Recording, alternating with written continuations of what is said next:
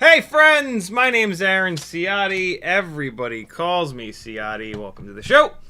Of course.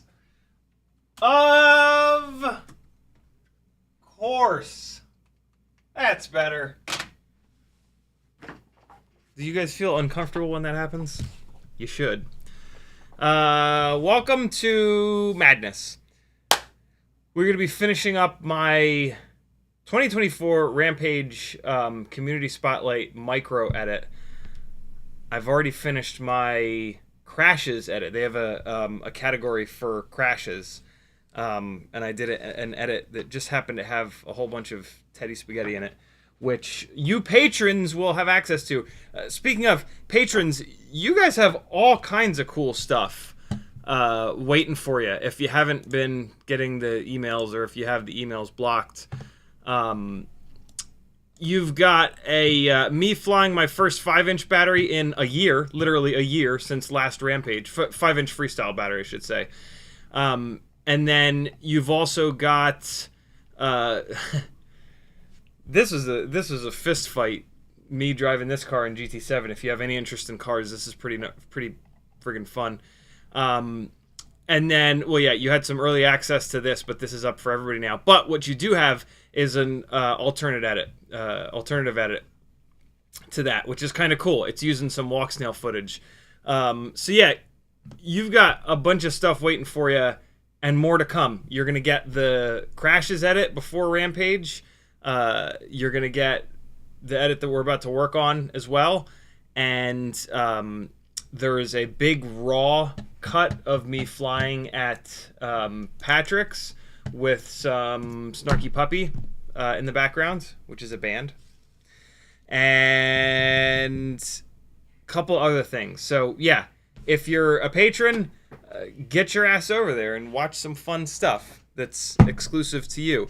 If you're not a patron, it'll only cost you 10 cents a day. You're into FPV. FPV is not a...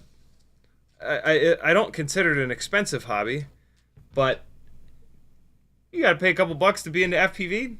Throw me 10 cents a day. I promise you'll save more than what you pay, and you'll get exclusive access to things. What's up, everybody? This is also a Q&A live stream, as they all are. And there's something else that we're doing. Oh, yeah. I flew a bunch of batteries on the two 75mm Jungle Gym bashers the canopy is off this one because the ELRS antenna ripped off of it. So yeah, it's not actually broken. But yeah, I mean, speaking of that, E6000 is dry by now. I can slam this canopy back on. So yeah, we've got some flight footage from this thing from the HD. I made it a point to wear the HD0 goggles, and yeah, I just ripped it around outside a bunch, and I don't know. I think maybe I'm starting to figure out 75 millimeter when flying outside. Maybe, kinda, sorta. No. Yeah, no, true. I still do need to put the 40,000 kV motors back onto a 65 millimeter, and that's gonna be like where I really kind of figure this out, because I have a funny feeling that will give me kind of the same performance, but what I think we might run into is a runtime issue. So I think 75 still does make sense for outside because of the runtime stuff. So yeah, finding a home for all different sizes, all different propeller sizes, all different all-up weights, all different configurations. I also ran this ORT antenna a bunch, and good lord, it outperformed the hell out of the True RC Singularity Ultra Short sitting right up against the PCB. Next up, I'm going to try this ORT antenna against just like a regular whip antenna, which is what I'm looking for right now. There's one. And so that'll be cool. I'm kind of excited about that. There we go. There's a nice short, lightweight whip antenna. So yeah, that'll be the next comparison. The other thing that we can kind of compare, well, so we can compare RunCam Nanos. One of these, this one, has the RunCam Nano 3 that's meant for the Emax Tiny Hawk, I want to say, and it's direct solder, and I have it direct soldered to the board. This one has the standard old school RunCam Nano 3 with a plug on it, and good God, the difference is unbelievable in these two cameras. Somebody in the chat not too long ago was saying, it might have been Kevin Sumner, that they discovered there's 4 different versions of the RunCam Nano. I've known about 3 of them, I believe. The OG one with the round lens, the next version of it, and then the Emax Nanohawk. But I think there's at least one more, maybe 2 more, because that's how math works. But yeah, kind of wild that there's so many different versions of it. I just put this antenna on in the wrong order. So we can take a look at that. And the other difference between these two rigs that we're going to talk about is 30,000 kV motors versus 27,000 kV motors. One of these has... is that really not going to be long enough? Are you kidding me right now? One of these has 30,000 kV stators that I pulled from a set of old Cinewhoop onesies. When I say old, I'm talking like over a year old. Like these are older motors, with the iGao bells. The other one has, look at that. Look at the length difference in these two. I need this one because I need to get it outside of the canopy. The other one has brand new-ish iGao 0802. They both have 0802s. The other one has brand new 27,000 kV iGao motors. I get the funny feeling, I'll spoil the surprise, the one with the 27,000s flies better. I don't hear a difference between the two of them in terms of when you go full throttle. Usually with a higher kV motor, if it's actually higher kV and if it has enough stator to push the propeller and use that higher kV, right? This is one of the things we're going to really be talking about. You'll hear it wind up higher. You go full throttle with one, it goes whoop. You go full throttle with the other, it goes whoop. And so you can hear the difference. This is why I'll always like give a bunch of throttle blasts here when I'm doing testing so that you can all hear it through the microphone. You know, when I do like 36,000 kV rig and then we upgrade to 40,000 kV, you can hear it here. It'll whoop, whoop, versus one versus the other, right? And so, yeah, I'm not hearing a difference. So I think there's one of two things going on. I think either the old school stator is not wound as properly as so the stator, the 30,000 kV stator, is from over a year ago. It was the very first time that Cinewhoop made 802 30,000 kV motors. I got them right away. It might be from even longer than that ago. It might be from like a year and a half, 2 years ago. And yeah, there's just a chance that Happy Model has optimized the way that they're winding the motors, and or the thickness of the copper. It might have thinner copper in it around the stator poles.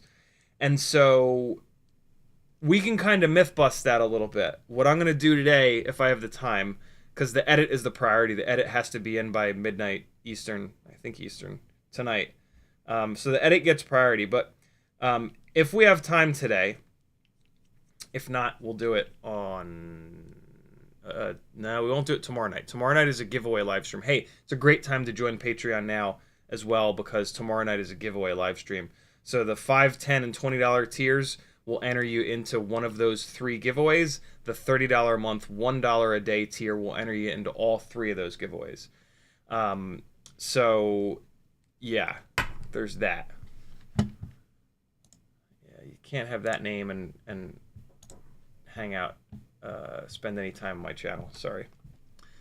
Unacceptable. So, yeah, there's that, which is cool. God,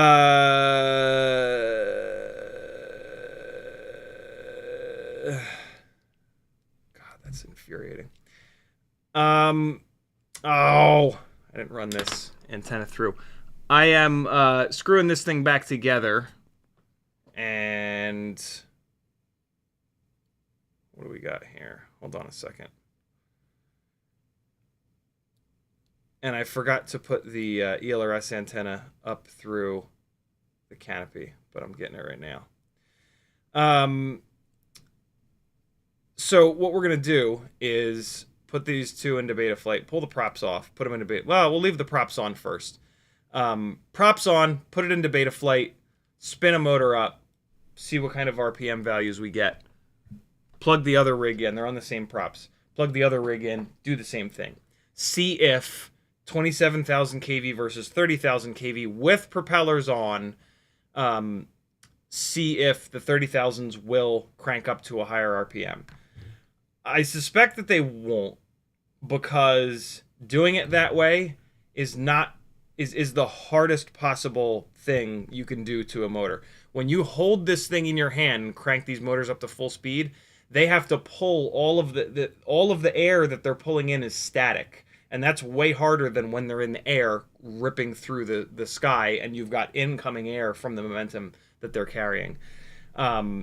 So yeah, so that all this is why thrust stand results are not really accurate in a lot of cases, because it's a loaded test stand, and that only in the real world, you only get that result for the first split second that you go full throttle, right? That first split second when you go full throttle, it's not moving. So that is perfectly accurate. But then as soon as it starts moving, the thrust stand data is not quite as accurate, right?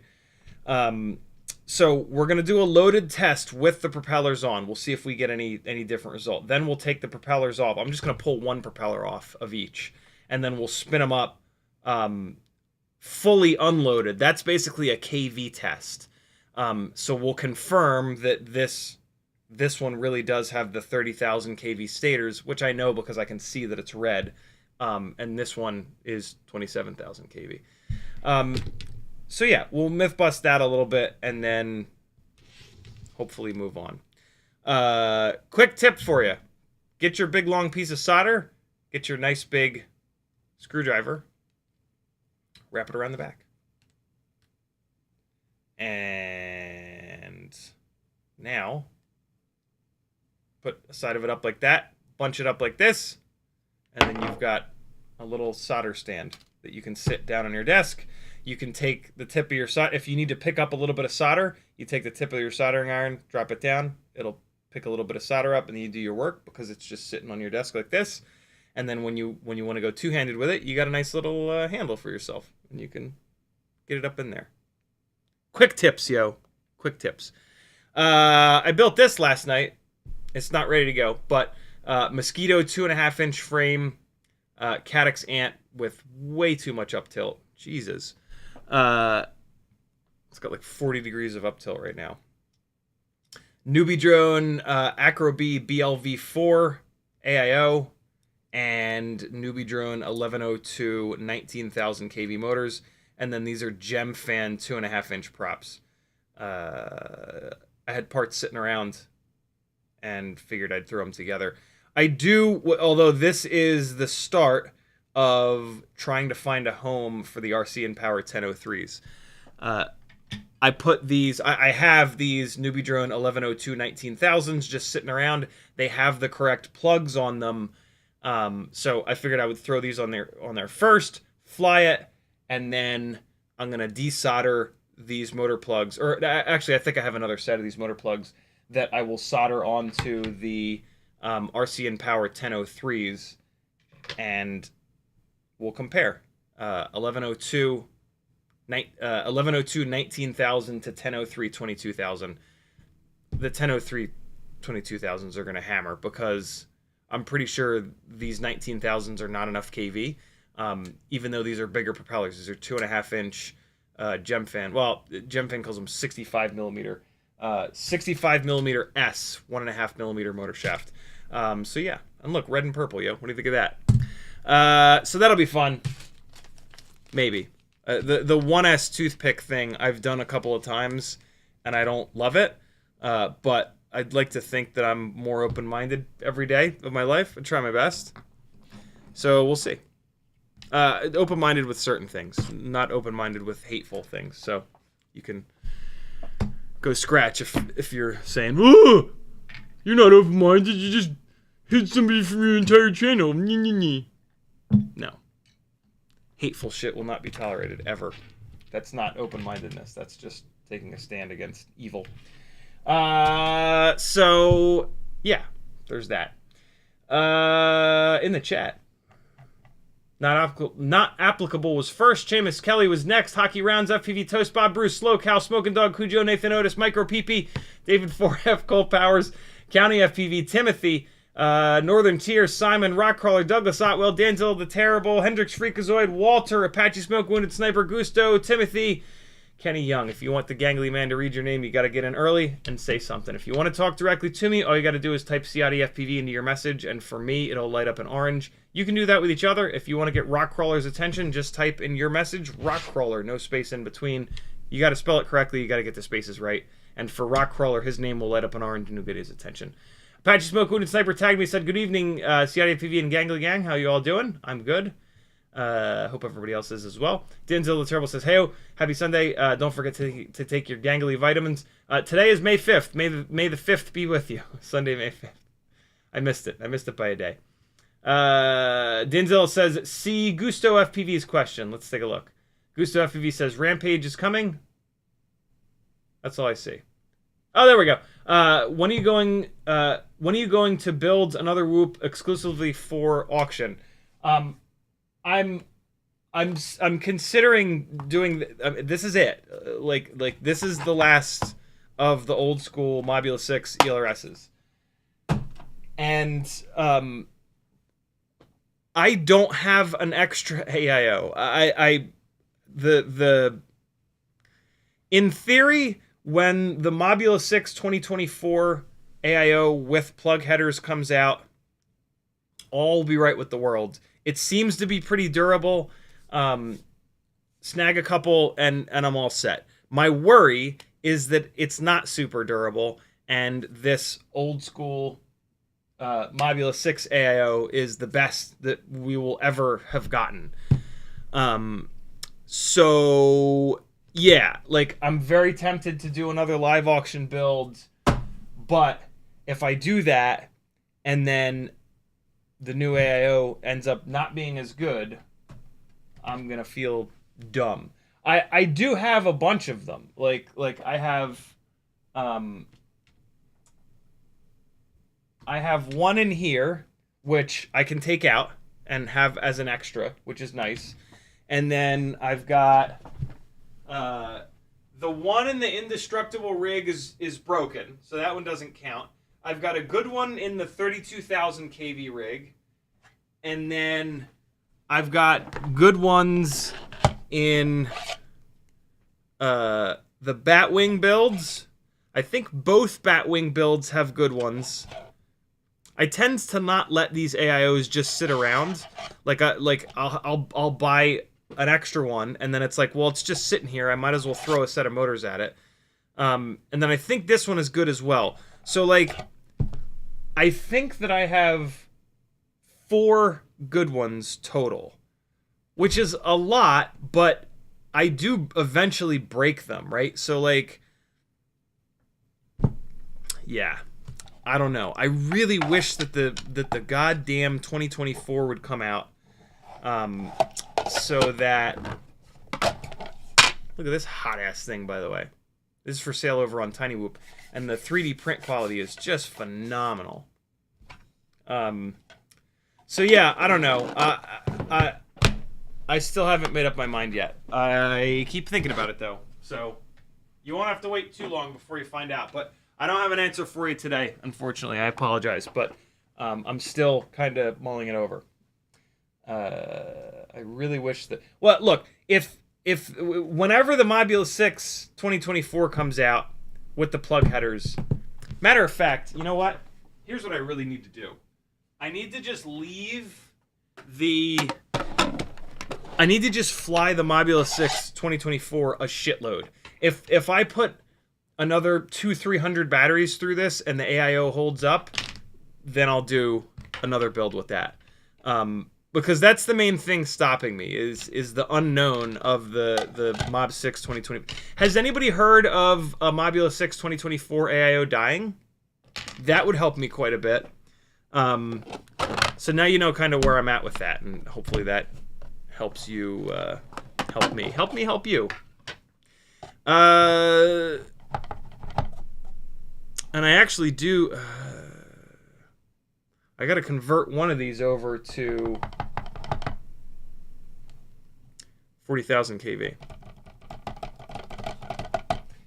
I don't know which one it should be. Whatever. I'll figure it out. But yeah, I want to leave this out so that I keep flying it. So that's good. What else is happening? What else is happening? I have loads of stuff for sale still. No. These are for sale over on tinywhoop.com. And they're just adorable. I have all kinds of random stuff for sale. I have a set of these FPV Cycle. These are brand new.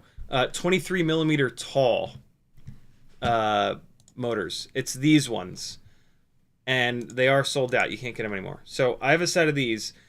Fair warning, these are 12 by 12 mount, so you can't mount these to a big boy 5-inch frame. These are going to be for like a 250 build, or yeah, these are just like the biggest motor ever for a micro build. So yeah, 12 by 12 mount, 23, I think it's a 2305, it might be a 2306. Bob doesn't say, but 2305, 2306, mega power, 1830 kV, so 6S for sure. Let me know if you need them. If you're doing like, these would be perfect on a big ass like 3.5-inch Cinewhoop that you want to just hammer. 3.5-inch, put 5 blades on it, big old 5 blades on it. It'll control the hell out of them. Or these would be for a like a really lightweight 5-inch tri-blade. Bob recommends the Gemfan F3 or F4 on these. So yeah, these are a big ass motor. So they're for a very specific build. I'm very tempted to look for for like a 3.5-inch. Are there 3.5-inch 5-blade props? Is that a thing? Propellers by size, 3 to 3.5. If there's not a 3.5-inch 5-blade, look, these motors are way too big for a 3-inch 5-bladed propeller. That would make absolutely no sense.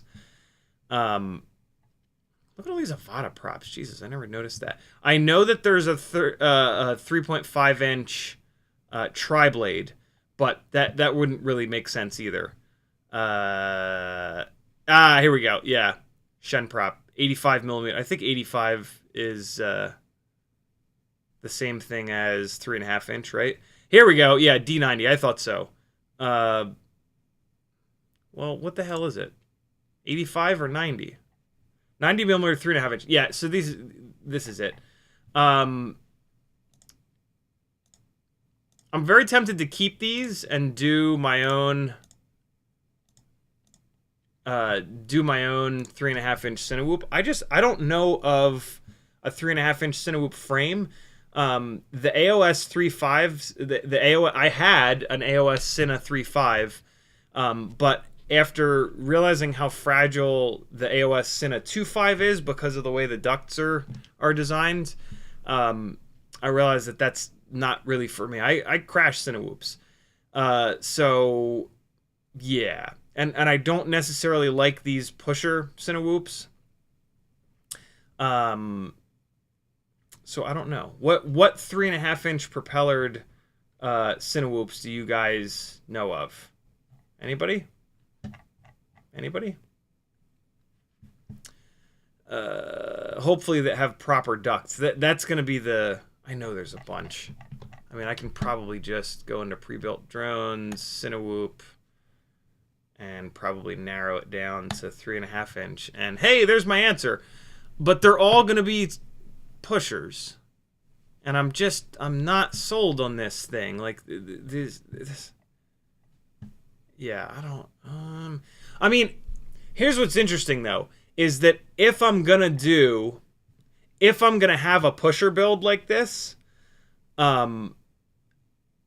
it should be a 3.5-inch. Look, these are prop guards. These are not ducts. And for me, prop guards are not safe around people. And so these are for... But with people, you're not going to be flying really fast, and that's what the prop guards do. So this is more for... But, like, I don't know what to do with these. If you can't fly them around people, why are you flying prop guards? Are you going to fly these around cars? Just... I mean, I guess if you're chasing, like, expensive cars and you want to go a little bit slower or something, I just don't get it. These are in this weird middle ground of, like, the thing that they do well is go really fast. But then if you're going really fast, these prop guards don't do anything. They're just going to break, like, because you're going fast. And yeah, the thing is going to be heavy because it's going to be carrying a big old GoPro. So I just don't get it. Like, I would love to put these motors on one of these rigs and it would rail and it would be super fast. But at that point, I'll just put a 5-inch rig up in the air. Like, what's the case that this works? You know what I mean? Like, crashing this at high speed with a bunch of weight on it, the guards are going to break, and then the propellers are going to slam into whatever it is.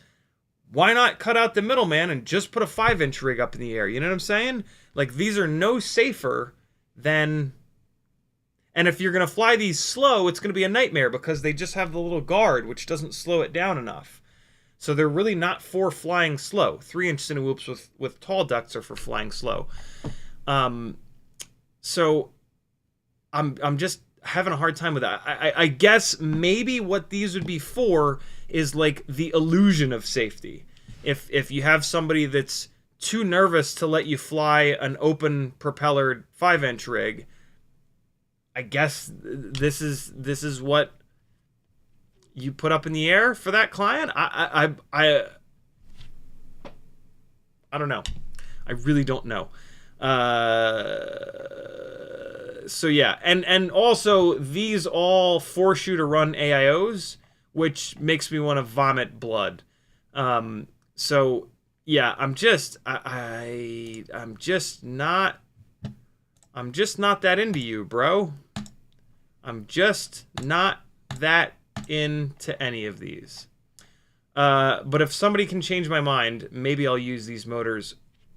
I think I would rather move these along because I think maybe somebody else has the perfect scenario.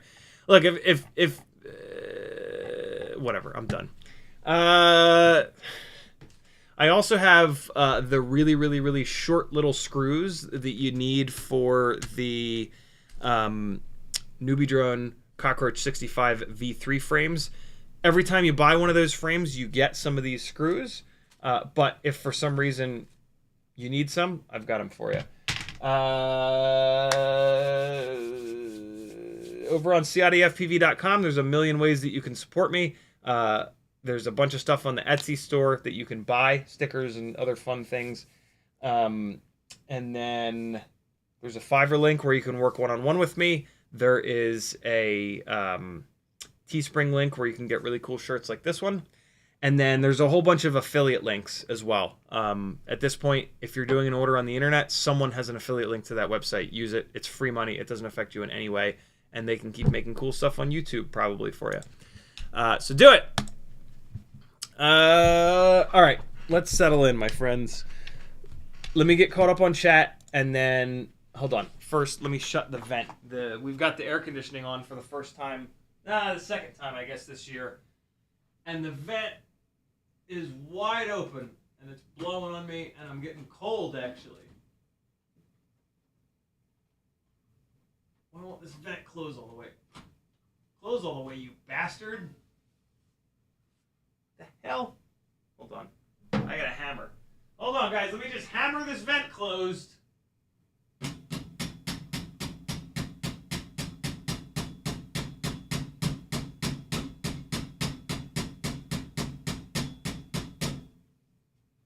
The sounds of stupidity. All right, so that's what's going on. Hey, we got some mailbag action today, too.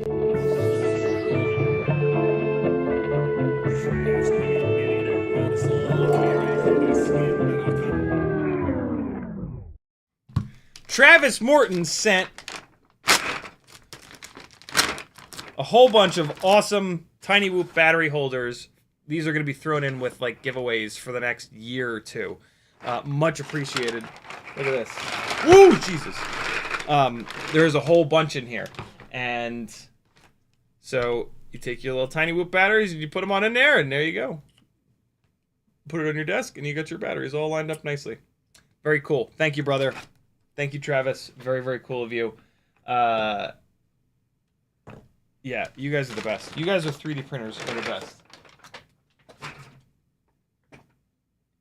If I win one of these Rotor Riot contests this year, I think the prize is a 3D printer. So there's a chance I might not need to bug you guys. But I might also send it to Timmons. It depends on what the shipping would be and if he even wants it. But yeah, if Timmons had a 3D printer, it would make the development of the Batwing mount a hell of a lot easier. But I don't even know if he wants one. Yeah. So we'll see.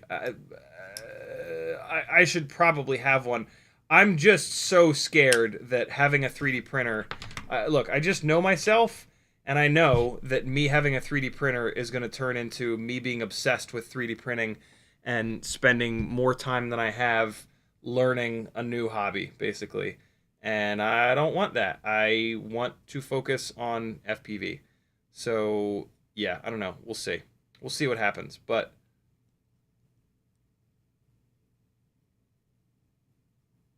is it just me, or like when there's hair, you just got to stop whatever you're doing and just get it?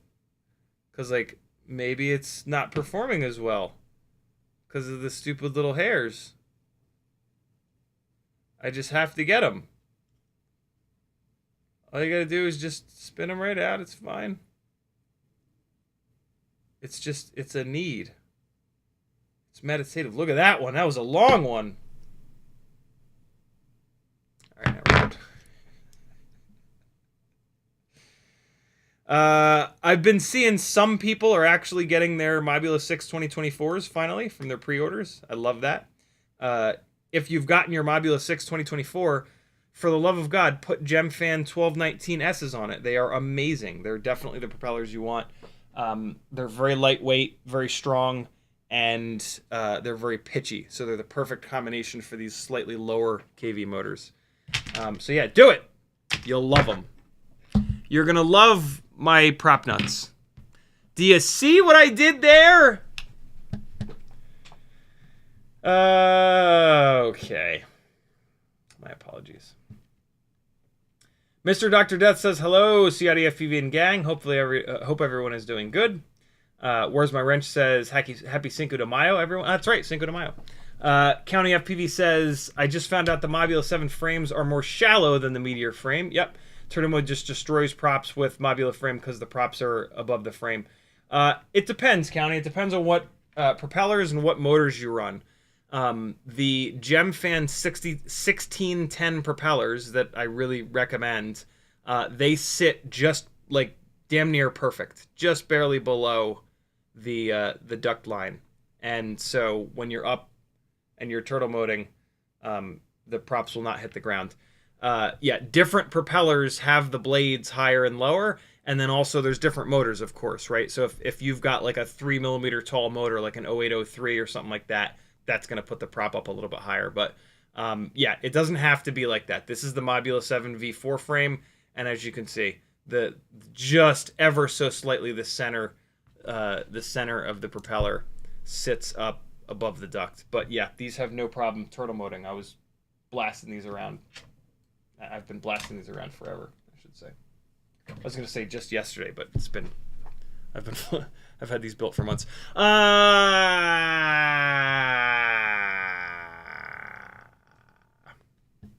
Freelojo putting the Patreon link into the chat. Thank you, dude. Hendrix Freakazoid says the whip antennas are linear, right? Correct?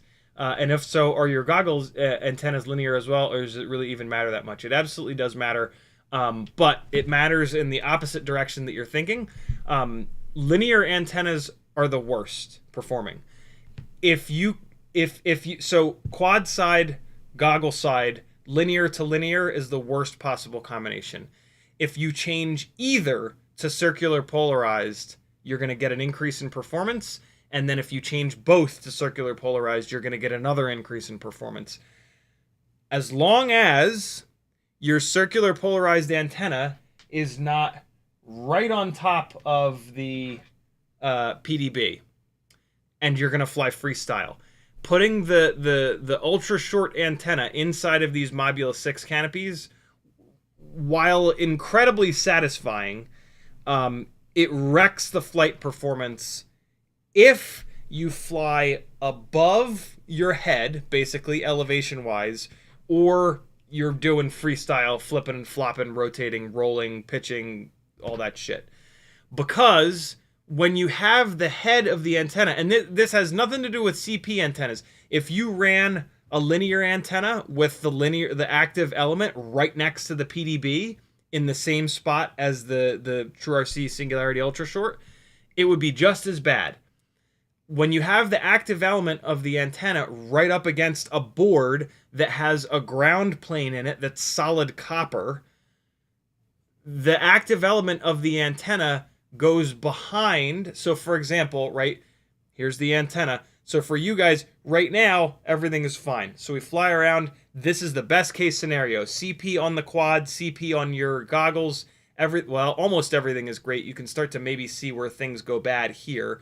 But from here all the way around, that is the best case scenario. That's going to give you the best possible coverage. But if you fly, so for you guys, it would be like this.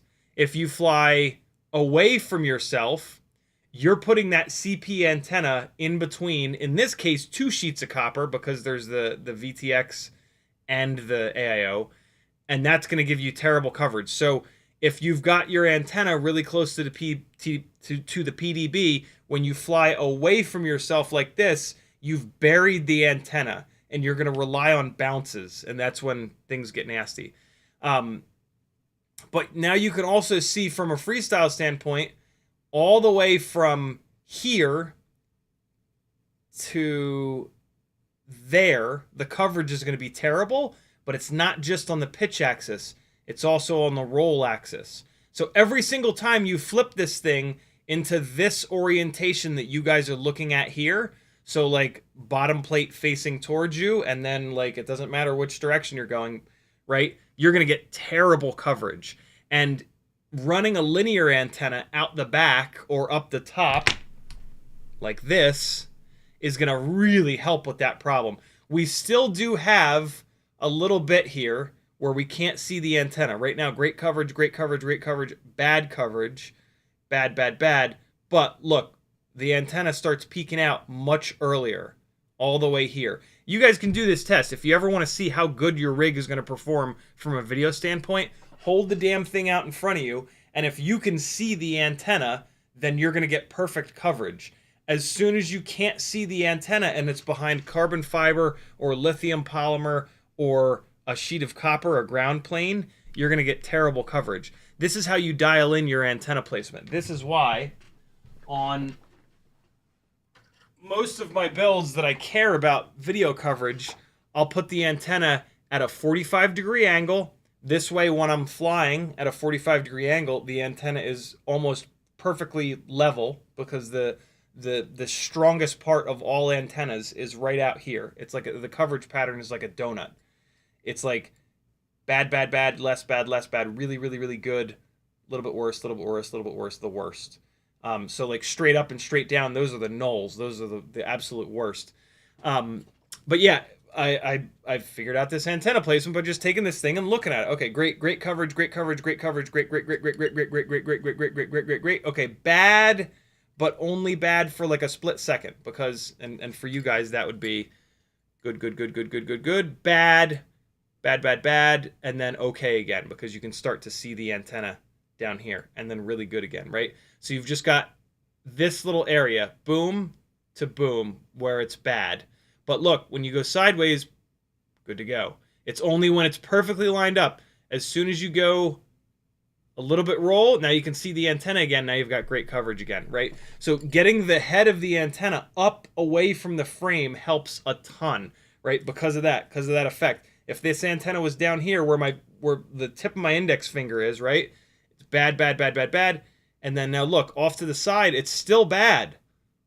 Now you can kind of see my finger a little bit, but like look at all that rotation, you know what I mean? So getting the antenna away, even by like, that's not much, right? That's like a half an inch that we've got the antenna raised up. Same kind of deal as here. So yeah, that's what's going on there. That's sort of the full picture of what's happening. Make sense? All right. Hold on, I made a mess over here. There we go. All's right with the world.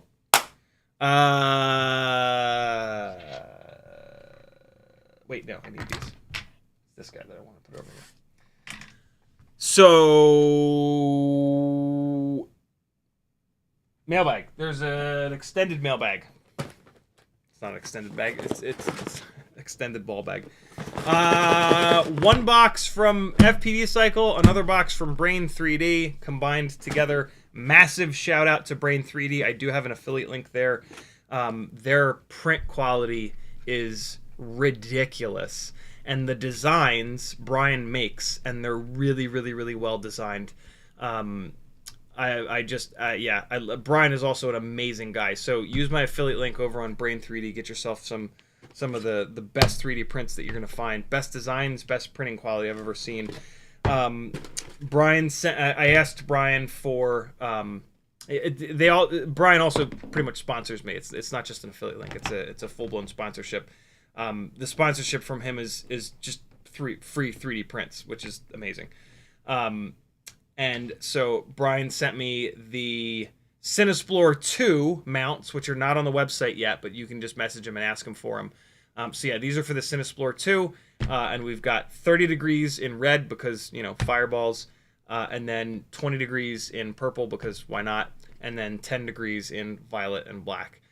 So yeah, I'm good to go on the Cinesplorer 2, which completely ruins the surprise as to what's in here. Cinesplorer 2 parts. Where's the base plate? Oh, it's in there. Yeah.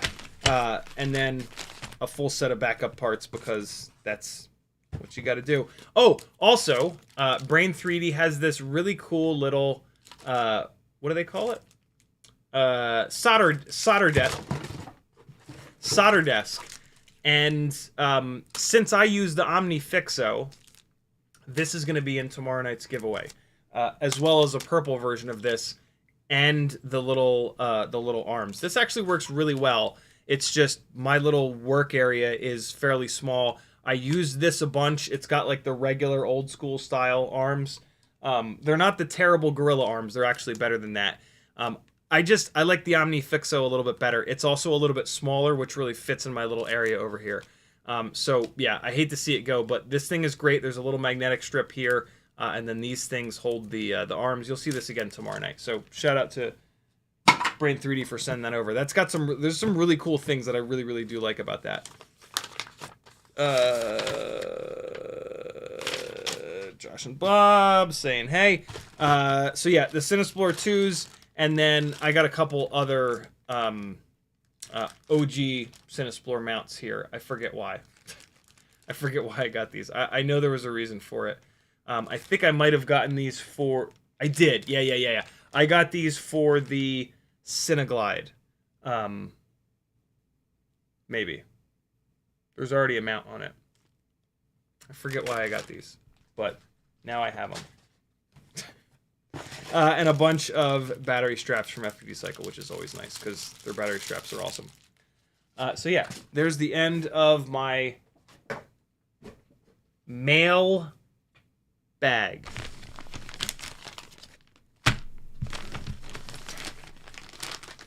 I cannot wait to build these Cinesplorer 2s, but boy oh boy, are there a whole bunch of other things that I'm going to be building first.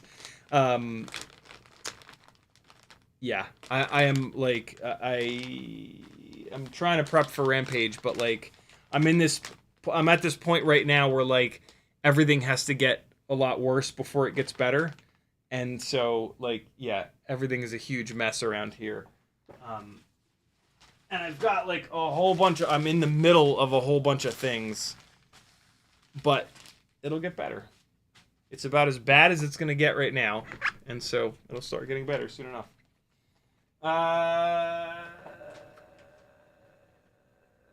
Okay. Let's dive in. No. I gotta get caught up on chat, and then we'll dive into the edit.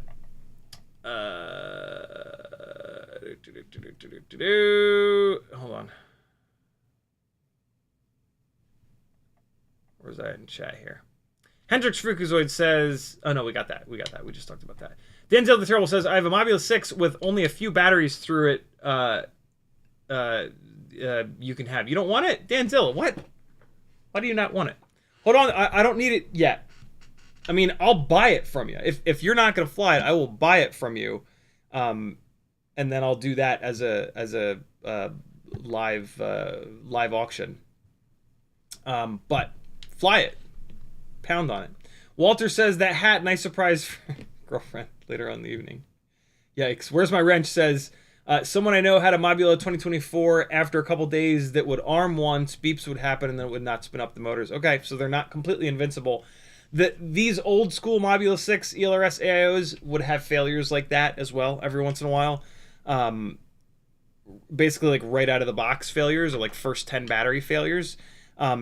If you got past those first 10 batteries, they tend to last forever. Not really forever, but unbelievably durable, ridiculously durable. Nathan Otis says, you're obviously a wealth of knowledge, but as a beginner, it's tough to glean solid basic stuff from your stream. Don't change, do you? Is there a Bardwell of Whoops out there?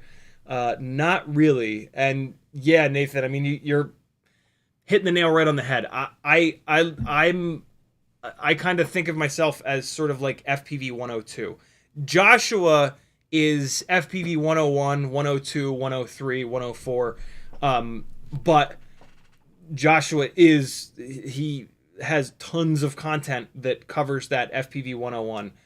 I do not. I'm not super good at the really like technical beginner, know every single protocol, know every single product that's out there world. But I mean, just watch Joshua for all the beginner stuff. Like Cinewhoops are really no different in terms of setting them up, binding them, simple stuff, FPV 101 stuff versus 5-inch quads. So any of that like super beginner stuff, Joshua is amazing for that. The best that I think we'll ever have. And then once you dive deeper, then yeah, I can help you out a ton. And I mean, I can do the beginner stuff. If you have the beginner questions, a lot of times I'll know the answers. It's just I don't enjoy it. And yeah, it's important to not burn out. It's important to do things that you don't hate, so you don't burn out on things if you're going to do them over and over and over again. But yeah, so that's my recommendation. Danzel the Terrible says, somebody needs to do Cinewhoop myth busting, fly them into a crash test dummy / ballistics gel. I agree with you 100%, but it's just, I mean, I've seen a bunch of those pusher rigs. I mean, those prop guards are like nothing. And what's going to happen in a crash with a Cinewhoop is it's going to do like this rotation thing, and that's where the propellers are going to just bite people. And like, yeah, it's just not enough. It's not enough. Somebody's going to get cut, and they're going to get cut really bad, and it's going to be the end of all of it. Maybe not. Nathan Otis says, if you don't want to learn 3D printing, tinkering all that noise, go Bamboo. It's the Apple of 3D printing. It's like an easy button. The other thing is that I try to keep as like slimmed down as possible, I guess you could say, with all my stuff. What is happening with this? And I don't really have a great spot for it. I could find a spot. I would probably end up putting it in the upstairs loft up by the kids, but I don't have like a great spot to just thump a 3D printer down in here. But if I get one for free, I don't know, we'll see. Walter says, get a printer, learning curve one month. We join a bit. It's super easy to do. I know it is. I know, but I also know myself, and I know that I'm going to get obsessed with getting the perfect print quality and upgrading it and all this bullshit. That's just the way I am. Arizona Jordan Adventures says, have you tried the Cockroach 82 frame? I have not. If you want to buy one, though, I have 4 of them, actually, sitting here that Newbie Drone sent me. One of you guys did a build with one and said that it broke on the first crash. It is the same sort of dimensions as the Cockroach 75 frame, which I've not had a great time durability-wise with either. The Cockroach 65 V3 frames are a much softer plastic, and this design scaled down to 65 works really well. This design, 75 and 82, it's too thin in a couple of places. So yeah, I don't know. At some point, I'll probably do a tiny lifter with this. I'll take one of my tiny lifters and move it into this. The tiny lifters are rigs that I expect to not crash anyway. So yeah, these will probably get used at some point, but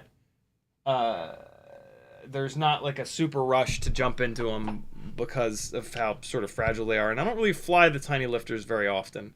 But I do want to change that. Every time I put the Insta360 Go 2 up in the air, I'm like blown away at how good the quality is. Actually, that's not the that's the Apple AirPods.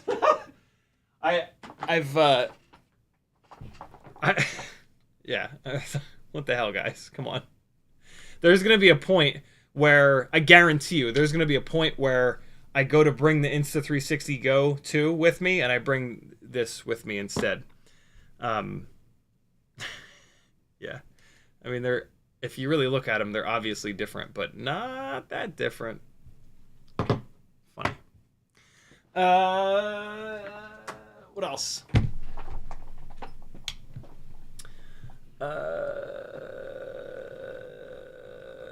Quad says, any suggestions for other props on the Mobula 85 2022? I find the stock Bi-Blade Gem Fan good, but they get crappy bending edges really easy after some crashes or turtle mode.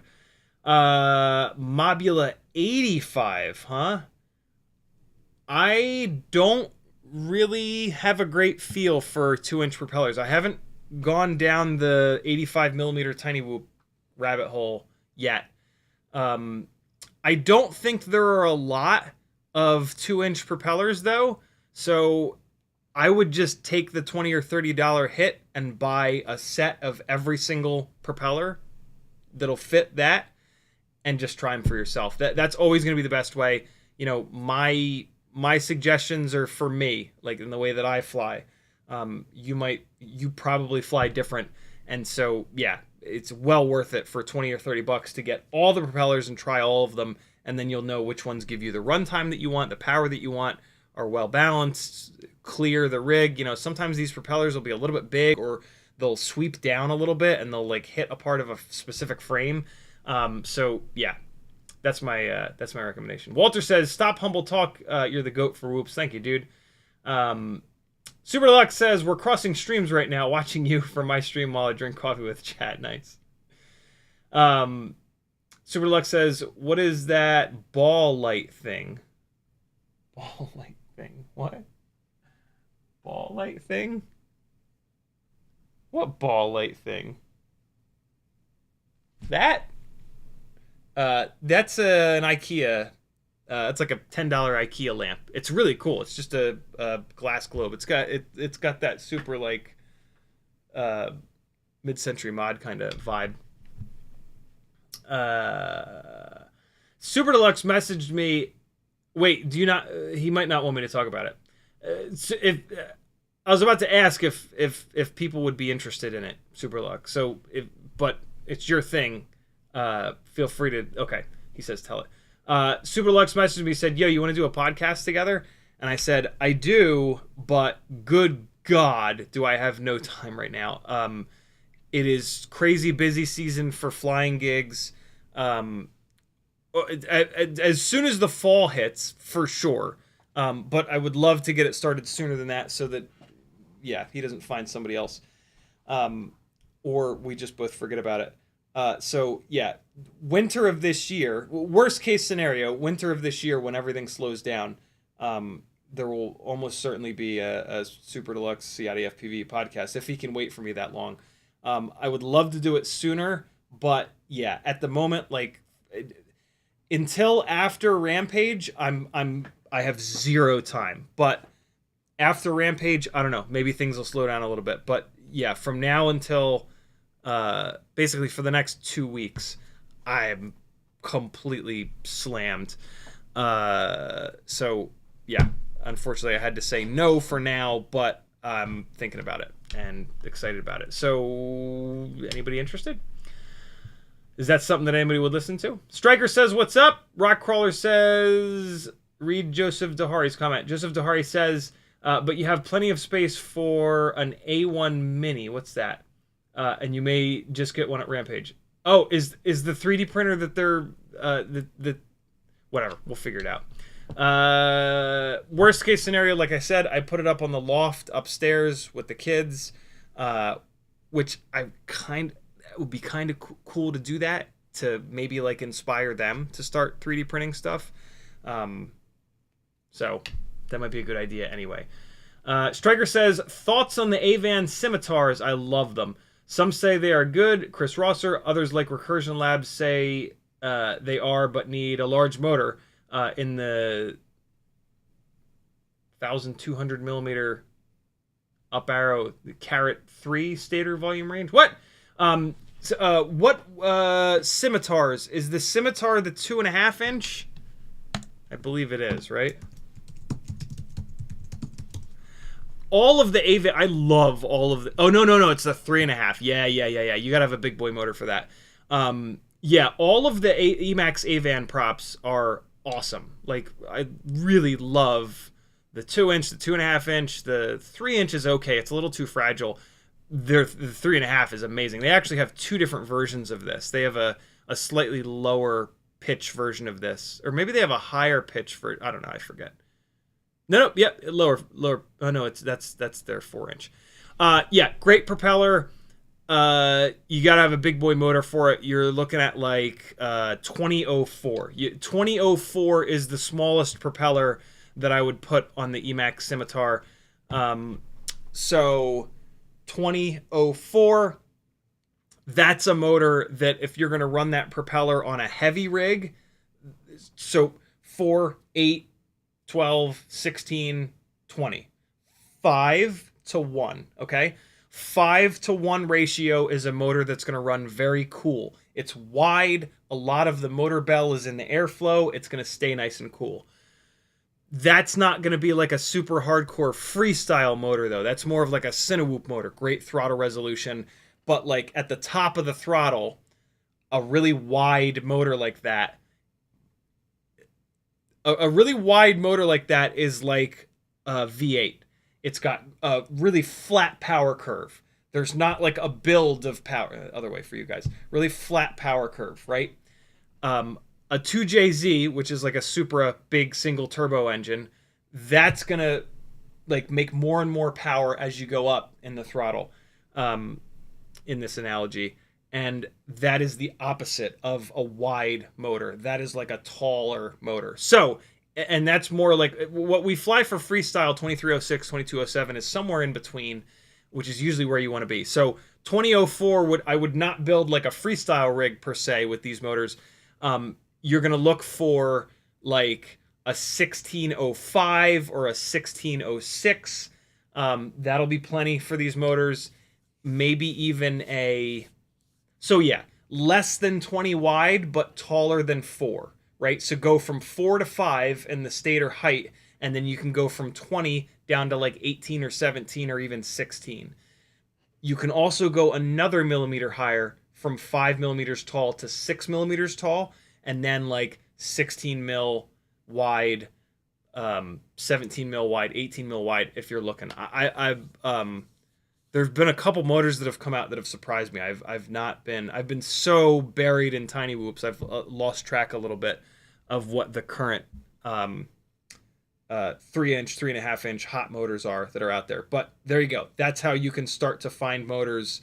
Those are the motor sizes that you want to be looking for to crank those propellers. But yeah, they're great. The Avan props are amazing. They're very durable too, which is nice. They're kind of heavy, but with that weight comes durability, as we all know. The weight is a sign of reliability. What movie, friends? What movie, old people, I should say? Fridlo just says, CiottiFPV and SuprDlux podcast. Yes. Bob Bruce says, hell yeah, do a podcast. Striker says FPV cycle 16 millimeters it is. Yep, that's one of the motors I was thinking of. They would rail on those scimitars. Nathan Otis got it in a hurry. Good work. All right, we're gonna jump into the edit. I'm caught up on chat. Here we go. So this is almost done. Here's where it's at now. Almost done. I might change a couple of the clips out. I'm not totally sold on the first FPV clip. You'll see why.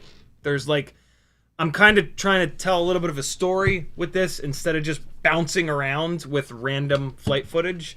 But to some extent, you have to kind of bounce around with random flight footage. But I don't know. You'll hopefully see what I mean. Let me see if the audio is going to work. Hang on.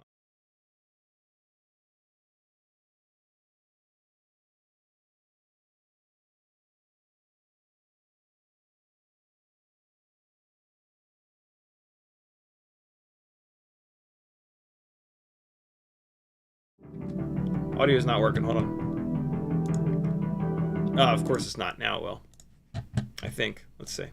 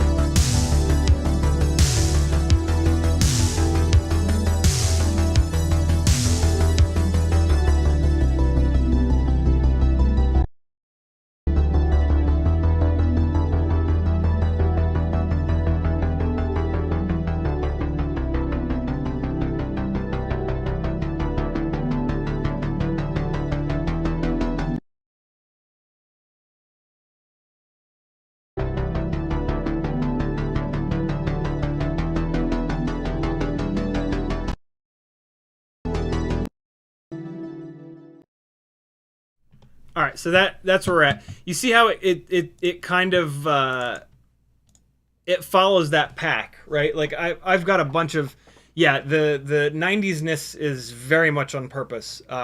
What I'm realizing is that much like the previous FPVs, a time machine edit, if I use the Sony Handycam, so the static shots that you're seeing there are from the Sony Handycam. If I use music of that era and I mix in the Sony Handycam footage, hopefully, I think, you kind of forget that the video quality is horrendously bad, right?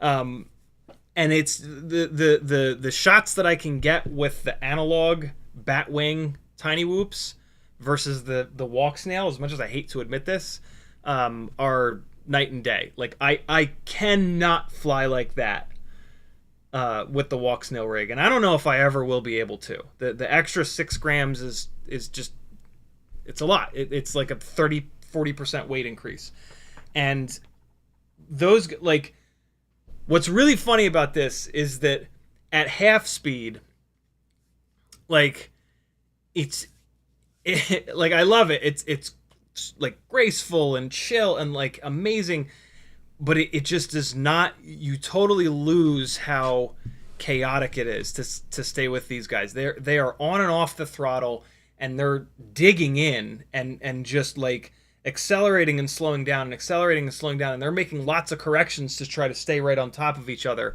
and it's just incredibly hard to track that. This was I've been chasing these guys. I've realized recently, for over a year. Pretty much, I put a little Instagram story up where I typed a chunk of text in talking about this.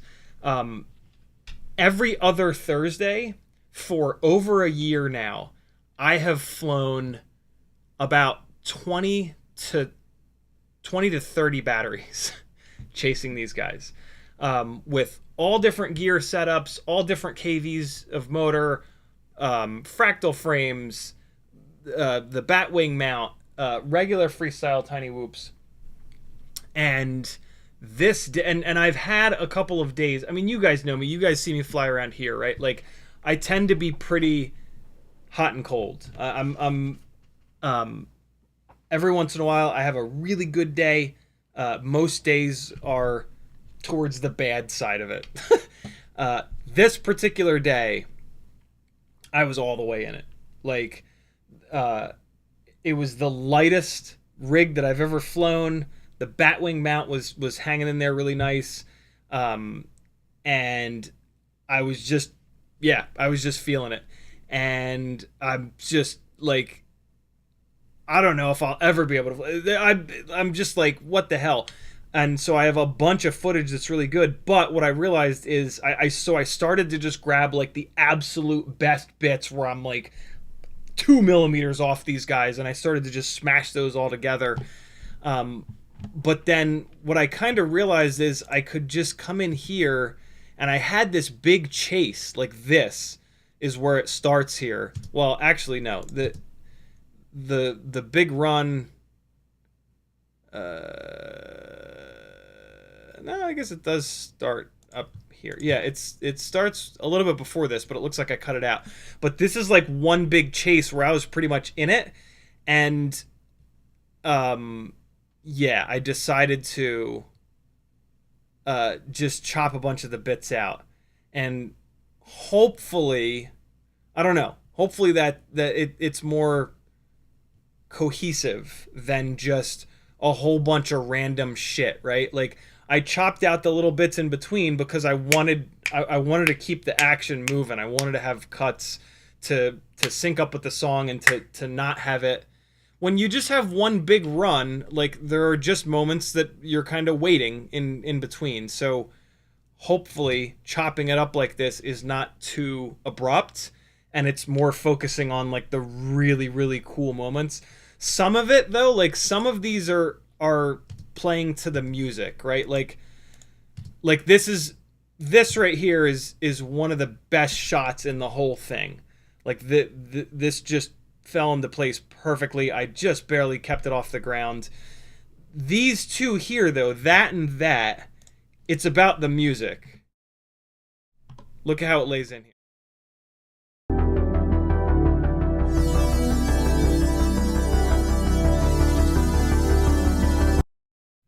Right, so like the flying is not necessarily as good in those two, but it sits in there really nice with that like siren thing, right?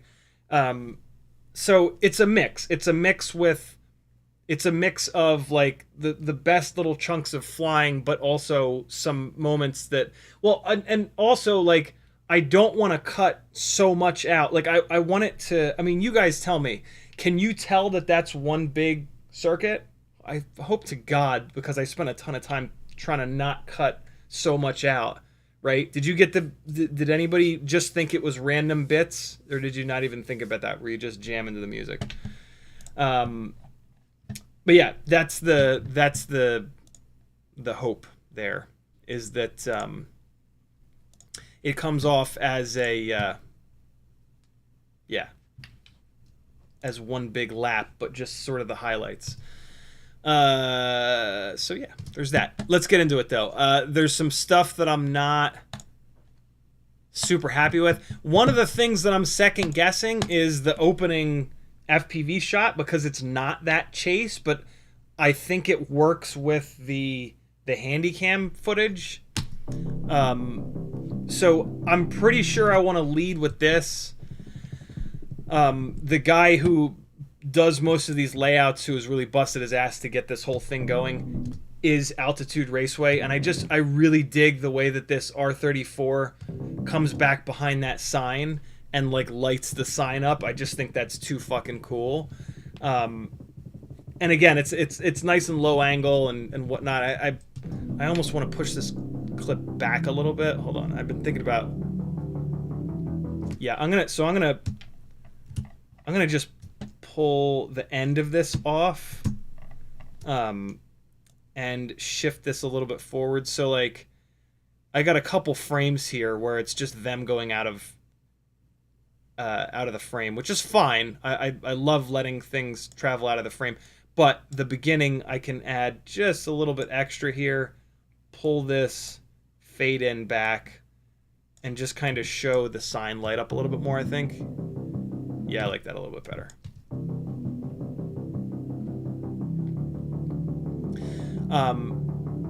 You know, little stuff like that, like just this, what is it, 5.5 seconds?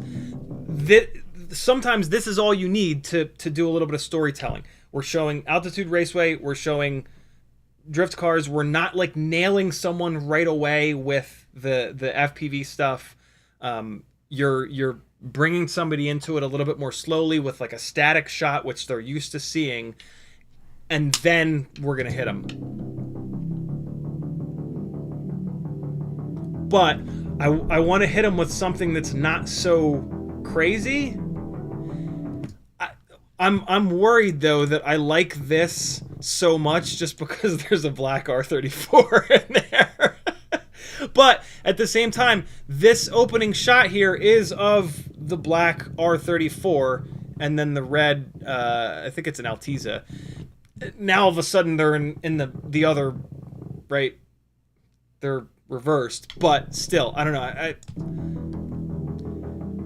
And that's cool. This direction change, man, it doesn't look like it, but holy hell, is it hard to do. It is really hard to get like a head on and then rotate with them, stab the throttle to change directions and not bounce up elevation or not like drive yourself into the carpet. It doesn't look, it looks good, but yeah. So there's that. Like the fact that it's difficult for me to do that and I finally like really nailed it, that's something in my head that's like, yeah, I'm going to use this. But for the normal viewer, they don't get that. So I don't know. And this is the first FPV shot, so I want it to be really strong. I don't know. It mixes really well with this static shot, handheld shot, I should say. And I don't know. I'm torn. And now we're showing the blue cars. And now we're gonna get, this is here to stay. That, like, just that dropping down and being all up on the headlight, and then this, oh. And then it segues into this really nice as well. Like your eye line is off on the right side of the screen here. You're looking at the light blue, I think it's an M2 competition. So your eye line is off on the right, and then on the cut, look where your eye line is, right? You're kind of looking at his wheel because his wheel is sort of the focal point, right? And if you put your finger, this is what I do. I close one eye and I put my finger on his wheel, and my fingernail is now like where in theory, where the viewer's eyeball is. And then when I go to the next frame, bang, my fingernail is right on the center of action, these two cars, and we rotate around, and then your eye can track them up. But on those cuts, I try not to have you need to do one of these, right? I want the focal point before the cut to match after the cut. So it's just more, you can more smoothly kind of move your eyeballs around. It's less jarring. It's less like, wait, where am I supposed to look, right? Like, that's our job as editors. Our job as editors is to guide the viewer's vision a little bit, not leave it up to them, not have them like because they're not necessarily going to look at the right thing. Like, especially if you want them to look at something, this is an old trick from still photography, right? Like, if you want to focus somebody on the center of the frame, for example, you're going to do all kinds of shit to the outside of the frame to get them to not look at it. You're going to throw it out of blur with bokeh. You can do like vignettes. You can do all kinds of stuff. You can desaturate the outside of the frame, or anywhere. If you want somebody to be looking in the top right corner of the frame, you can soften up the whole rest of the frame. You guide the viewer's eye where you want it to go. That is, in still photography, that is how you have to story tell, because like you can hit them, you can bring their vision over here, for example, for the most important thing. And then if you hook them and if they don't just immediately click off of it, they're going to naturally start looking around a little bit. And that's the storytelling process with one single individual frame. With video, it's a lot more open-ended. It's a lot easier to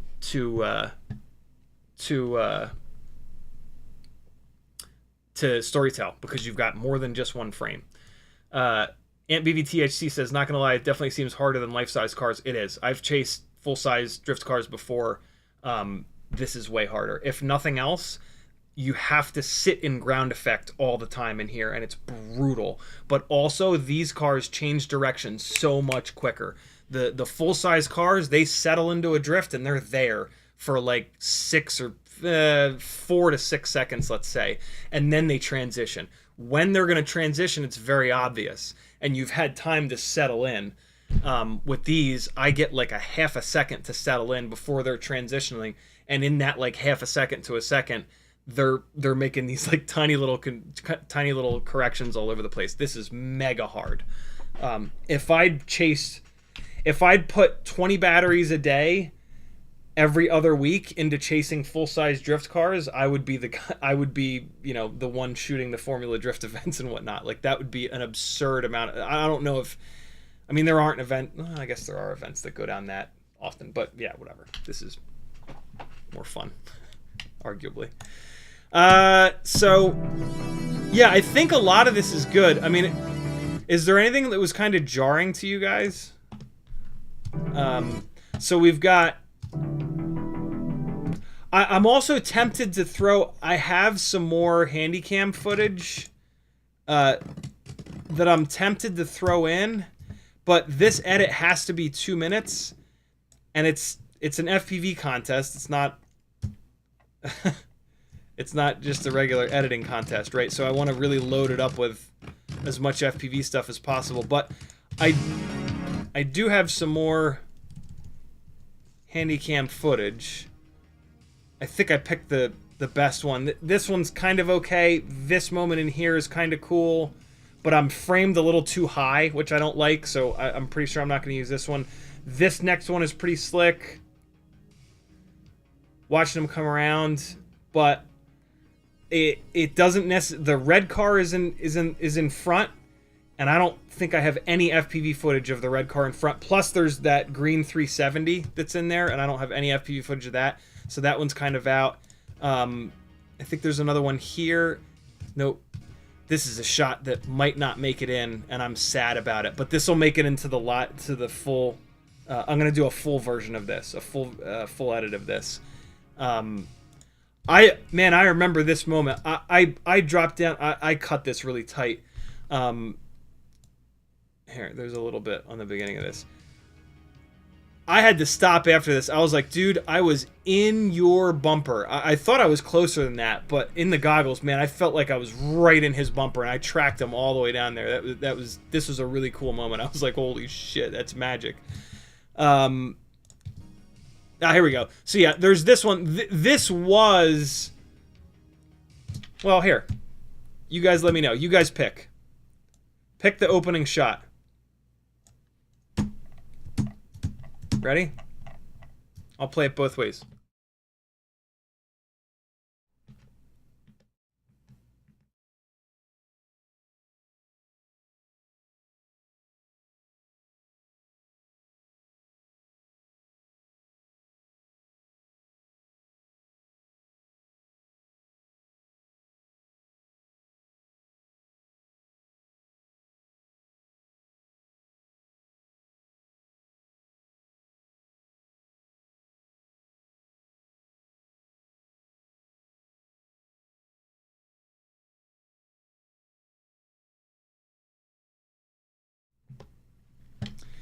I think I made the right choice, right?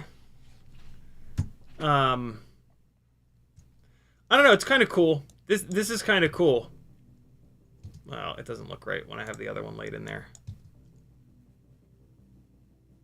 Like, this is cool, but it's not as establishing, and it's also just two cars, and like, I don't know. So yeah, there's that. I'm pretty sure that's staying for the record, unless like every single one of you is like, no, the other one's better. I do have a couple more static shots though that are pretty cool that I'm tempted to get in. This is one. This is now. I would slow these down, of course. But there's that, which is really cool. I really like that. I really like this whole train of cars transitioning. And then there's this. This one's pretty cool too. I thought there was one. Is there not one more with the two? With the two blue cars?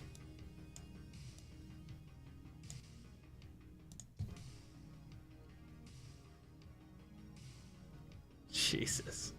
I thought there was one pointing at the... Huh. Oh, whatever. Those are what I have to choose from. I don't know.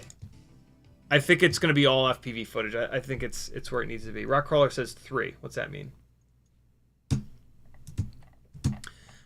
So I feel like the beginning is good. Right? So there's some cohesion there.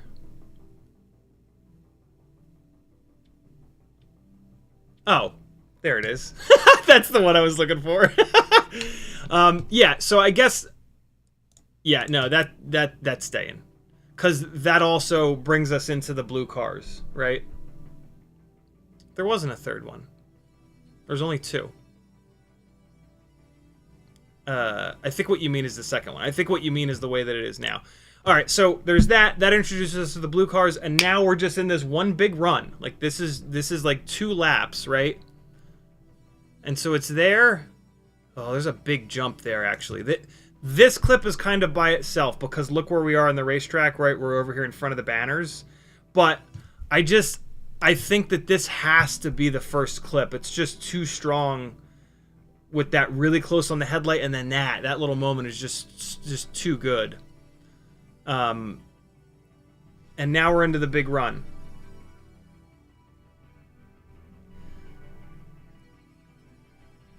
Ugh, just that proximity, my God.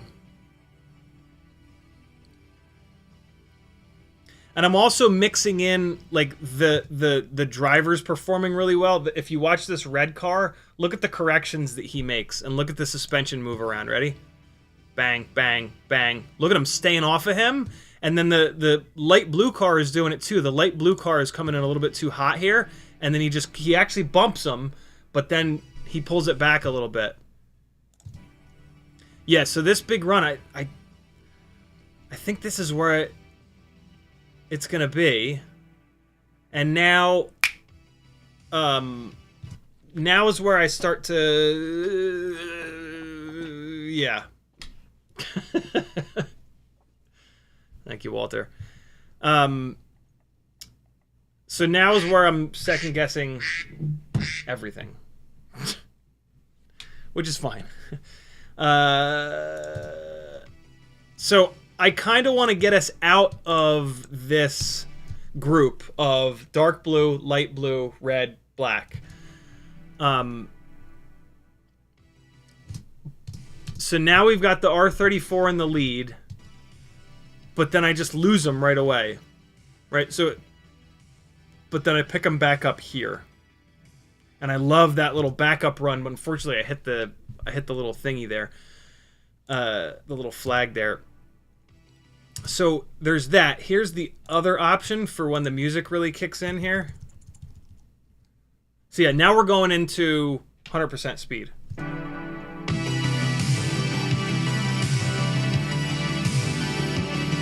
And like, I love that from a flying standpoint, right? But we're right back to this same group of cars. I don't know. Like this is halfway. We are now halfway into the edit, and I'm trying to figure out if I want to switch it up and give a different, like, is it getting boring watching the same group of cars in the same order, right? Do I need to, I'm not sure. Also, the cars are all the way down at the bottom of the frame. I kind of wish there was, I kind of wish I'd frame them a little bit higher. I wish I was lower elevation, to be really honest. Technically, what I could do is zoom. I don't want to zoom much, just like 10%, and then digitally pull down like that. Yeah, I don't know.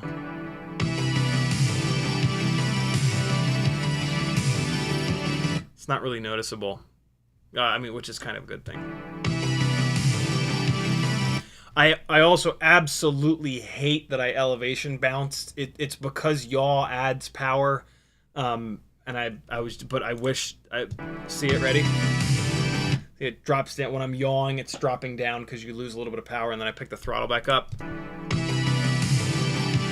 See it?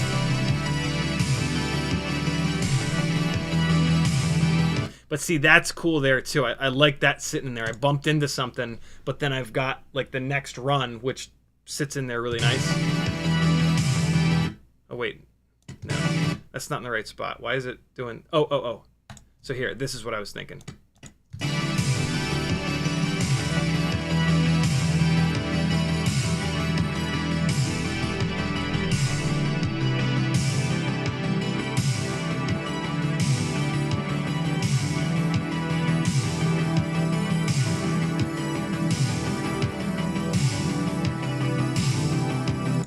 So, I'm tempted to cut.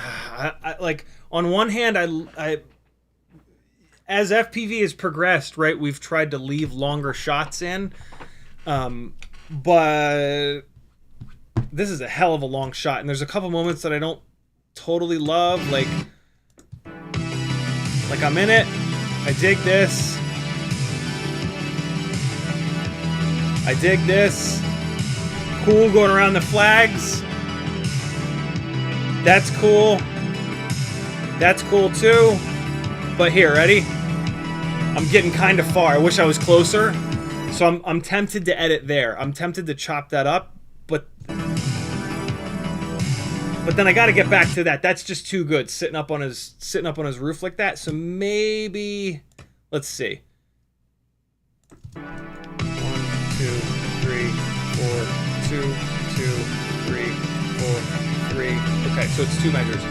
4, 2, 2, 3, 4, 3, 2, 3, 4, 4, 2, 3, 4, 5, 2. Yeah, there's not a great spot to cut. If I want to stay with. It's a drone video. It's normal, like real-time helicopter. It's very difficult what you want. That's true, but this is what's fun to me. It's not fun for me just to shit and edit out. It's fun for me to sit here and pound another 2 hours into this to take it from like good to great, hopefully. So I would need to cut it there. And if I cut it there, that is super unsatisfying because you're like, oh shit, you're dropping down and you're going to back it up. Maybe I cut it there. Thump. And then... but see, then we drop right down. We drop right back down on his roof. I can cut it on the 3, on the snare hit. So there. So let's cut it there, just to take a quick look.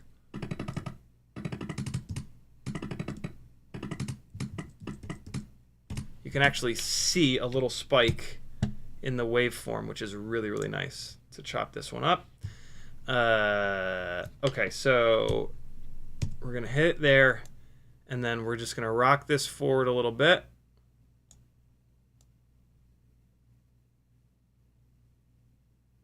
And all right, so let's bring this in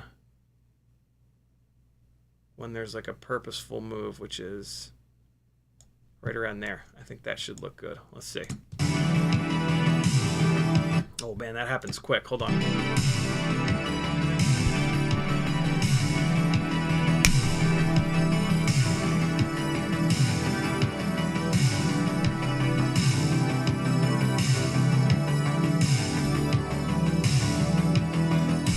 Jesus. I also have to be careful. I'm running out of footage. Well, I'm running out of footage of these 4 cars. I have a whole bunch of footage over here, the rest of the song, of just chasing the BMW and the BMW and the Audi. I tend not to do speed ramps, Ivan. Walter says it's too much. People don't notice you're extra. That's okay. I'm fine with that. I edit for me. I don't edit for other people.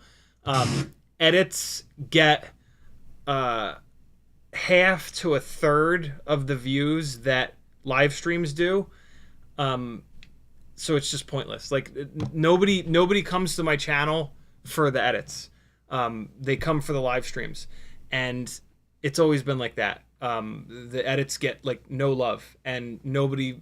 I mean, I guess maybe some people subscribe to the channel for the edits when they see an edit, but they're certainly not going to like join the Patreon, right? Like the edits don't have the value that the live streams have. So the edits are for me. I watch video edits that I did 20 years ago of like my first 87 4-cylinder Mustang, and it transports me back to that exact moment in time. It is a fucking gift. This is one of the main things that I love about editing so much, is that it's a way for you to forever encapsulate and ingrain that moment in your brain, and you can revisit it whenever you want, and that's just absolute magic. So yeah, the edits are not about anybody else. They're about me and just making them absolutely as good as I possibly can. And the someone will notice, for the record. Somebody, and if it's just one person, like every once in a while I'll get that message, like yo, at 2 minutes and 42 seconds, respect. I'm like, that's it. That's why I spent that extra 4 hours. That's fine. All right, back into this. Let's make some progress here.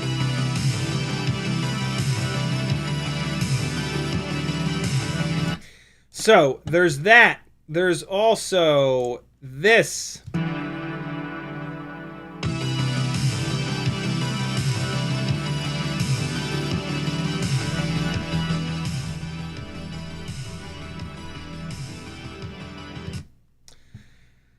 Oh.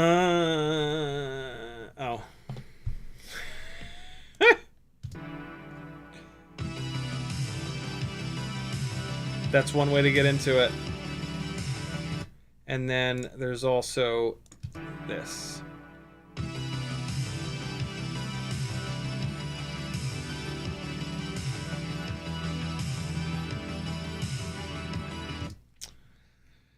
I mean, technically I could also go here. I could bring this. Oh, wait, hold on.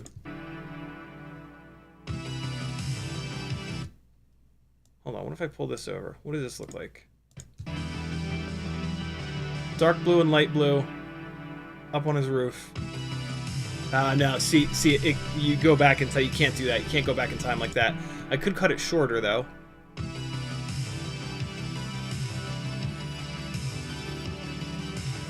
That's pretty cool. That little bump and run is pretty hot. Alright, hold on. Let me chop the beginning off this so it look... Well, you know... no. Hold on, let's see. Hold on, let's see. So, they are at the tape... So what would I have to get rid of? I would have to get rid of... I like that, though. I really dig this dropping down on these two. Especially because it shows how close they are. It's not all about me. I'm also trying to show how good these drivers are. So sometimes, like, there's a shot where they're on top of each other, and I'm not doing anything super impressive, but, like, it's super impressive that they're on top of each other. And that, you know, again, we're camera operators as much as we are fighter pilots. Never forget that, right? What's up, AJ? Okay, back to it. Did Joshua stream today? I was running around. I didn't get to jump in.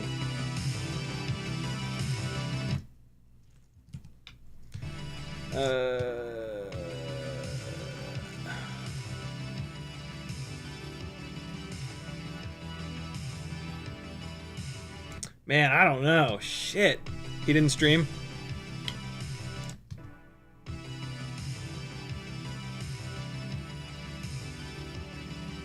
No, I want to hit him with something else. I don't want it just to be... I don't want it just to be this group of 4 in the same order the entire time, I don't think. Right? Right? Hit him with something else. The song is changing big time. Hit him with something else.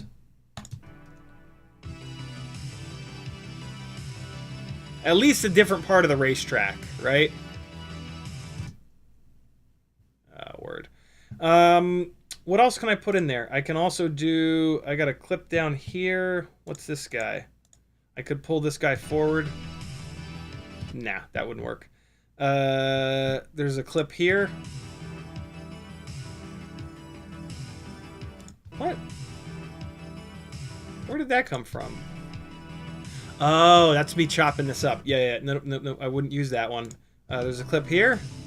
Wait, hold on. I gotta unhide this. I could do this guy. Nope, see, that's... We're going back in time again. Can't do that. Got one here. What's this guy? Ooh. Could do that.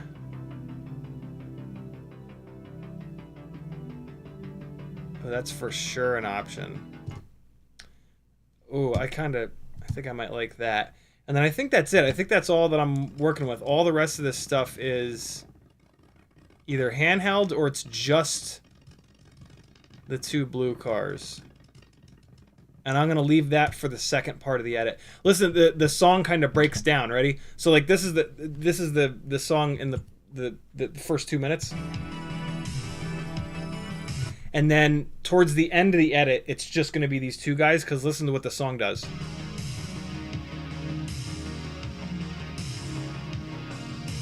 Right? The song like chills out, and then here's the last verse of the song. It kind of comes back to life, but yeah, the song is going to chill out again. So I'm going to go half speed. So the same thing I did in this 2-minute edit. Half speed at the beginning, and then when the song picks up, full speed, and then I'm going to drop down to half speed for this part of the song. And then the last bit will be back up to full speed. But the second half of the song will be just chasing the 2 blue cars. I got a bunch of really good chases on those 2. I think I should have just enough footage. All right, let's see what this looks like up here. Here we go. This might be the winner. Hold on. Let's get into it a little bit.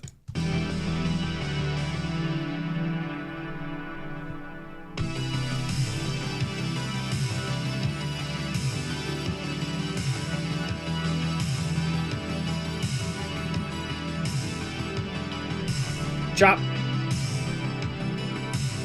It's a decent spot to chop it, too. So that kind of works because it gives me a good spot to get out of that clip. Any thoughts? Anybody? I love that this starts out on the deck. But it does ask you to move your eyes. Your eyes are here. And then they're... it's not too bad. Your eye line is only moving up a little bit. That's not too bad at all. Can I... What if I cut this more shallow? So this is one of the other tricks. You can go backwards.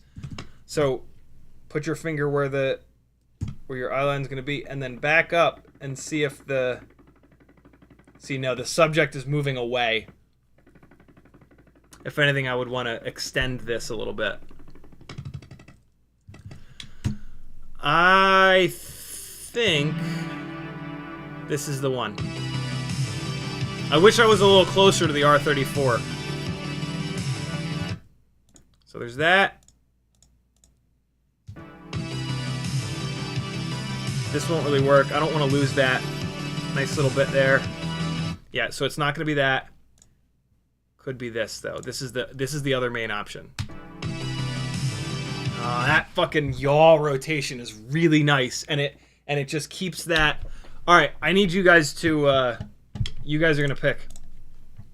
I'm making a poll. Which? 1, 2. Start poll. Hold on. Don't vote yet. Here's one. Here's number one. I'll give it to you with full audio and I'll lead you into it. You guys have to pick this for me.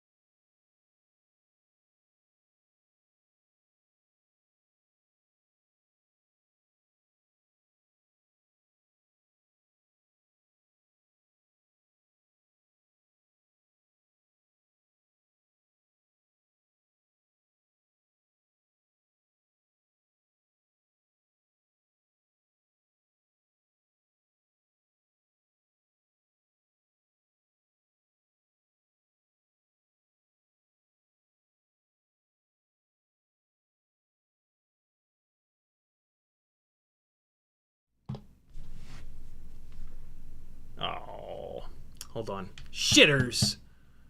It doesn't make sense without audio. Don't vote. Don't vote. All right, it's 50-50. It's 50-50. Don't vote. Don't vote. Don't vote.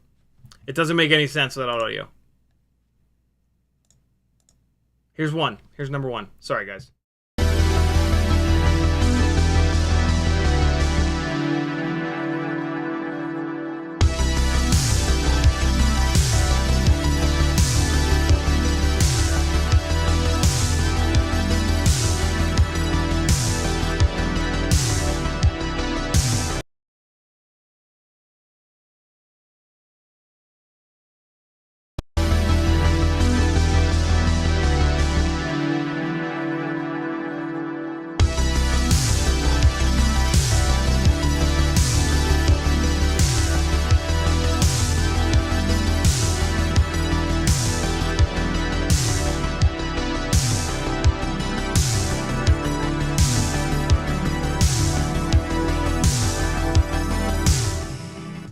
Which one?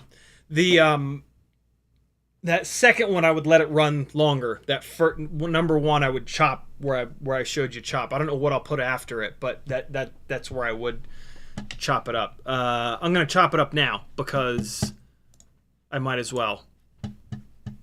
It's gonna get cut to the length of the measures anyway. So let's go back to this one. I'll give you guys a minute to vote. If I was going to run this one, well, do I want to leave that? Actually, I mean, there's a chance that I can cut this one different. Where's my eye line with this? Looking at these two, looking at the light blue car, looking at the dark blue car. Yeah, the eye line is on the dark blue car for sure. So, dark blue car is here. If I fast forward, how far would I need to go? I'd lose all that. But, ooh, that's kind of cool. So I could cut it here. Watch this. So here's the other option for cutting in on this. See what this looks like. See what I mean about the eye line? You're looking at the blue car, bang, and the taillights of the R34 are right where your eyes are looking. And it just makes the transition makes so much more sense.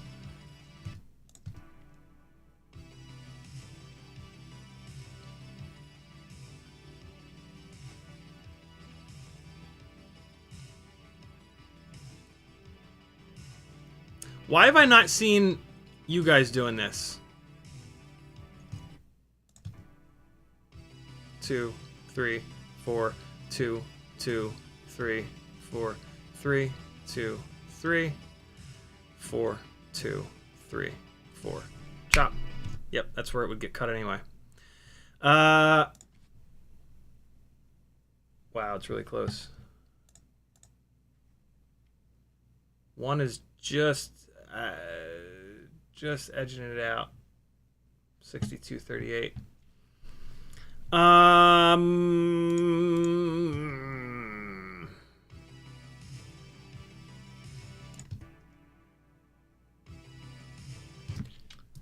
Versus that.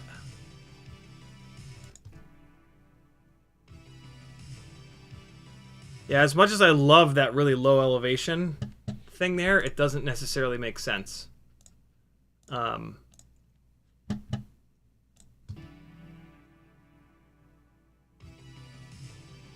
Okay, I'm going to give this a tiny little bit more to breathe. And I think this is the one we're going with. Extra 4 seconds. 4 frames, rather.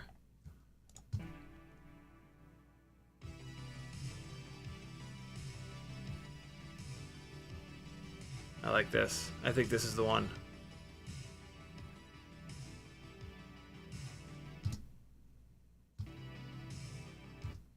Huh. It hits right on that snare hit, which is kind of incredibly satisfying. Where's that snare hit at? Oof. It's a couple frames too long. Is it obvious that we crash into him? I'm trying to use the crashes as transitions. Yeah, no, that's the only spot.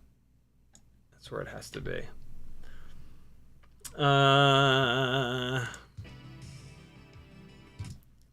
So if I leave that full length, what can come after it? What's this look like after it?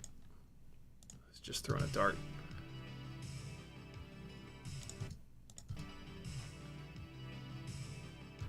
Nah, let's cut that shorter.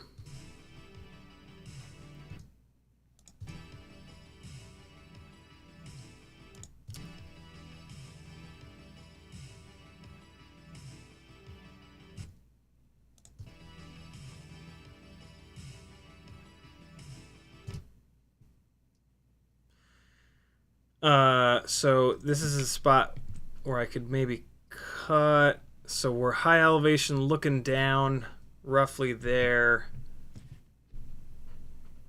Actually, no, we're looking at the gap between these two cars. So let's see. Finger there. Oh, shit, no way. Hold on. Wait.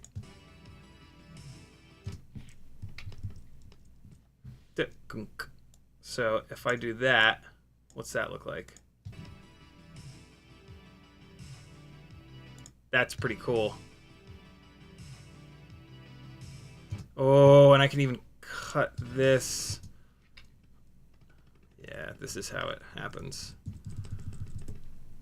So we're here, and then we're there. Can I make it even better though? Let's see.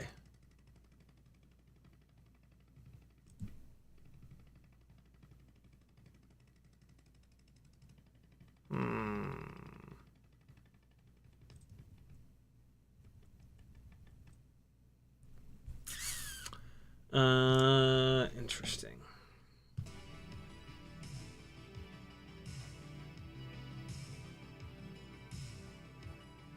Oh man, that tiny little bump. Oh, and if I get this just right, I can actually sync up the bumps with the music.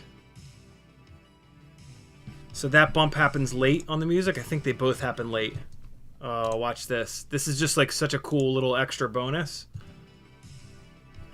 But bump. Yeah, so it's late. The video is late. And there's another one up here. Is the video late again? No, the video is early that time. Son of a bitch. No, it's not. It's late. Ooh, watch this. All right, yeah, this is done. Cool. So the video is late, so that means we want to cut the beginning off. Let's cut off 8 frames. Maybe that's right. Let's see. That's perfect. Holy shit. There it is. Yep. Okay. So yeah. All right, that's looking really good.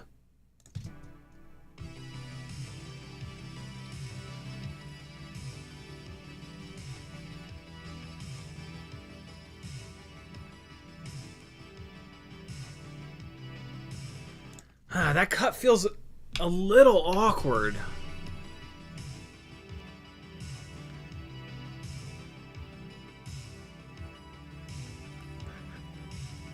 That's too cool.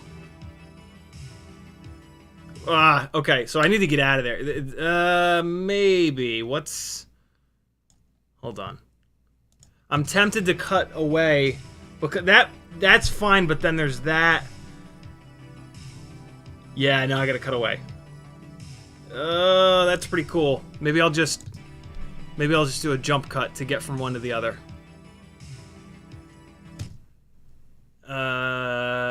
What can I do there? What can I do there?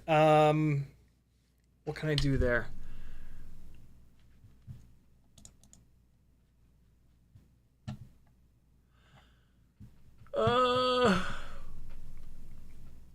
Alright, yeah, you guys picked one. Good. Oh, okay. Where's that bass drum hit? Thunk. Is that it? I think I'm on top of it. I can cut it here. This is close enough. I don't have to actually hit the car. It's obvious that we're about to hit. Yep. Okay, so chop it there. And now... you're looking at the wheel right... I mean, just dead center. Okay. So what's next? Oh, man. See, this is a subtle little thing that, like, I shit my pants over, but nobody else will notice. Like, just this. Ready? Just this little, like jumping from this subject to the next. Like, that's cool for me. I love seeing his rear wheels lock up, but then I go clattering into the goddamn blinds. So that, and it doesn't fall anywhere. Great. I might ditch this whole chunk. I mean, there's a cool moment right there, but it's not enough. I think I'm gonna get rid of all this. I think this is gonna come all the way out, and we're gonna replace it. Let's see. Oh wow, okay. That like flows right with the track layout, right? This corner, banner corner, it flows right into it. Other option would be all the way back here. Other option is going to be this one, which is going to make us go backwards in time a little bit.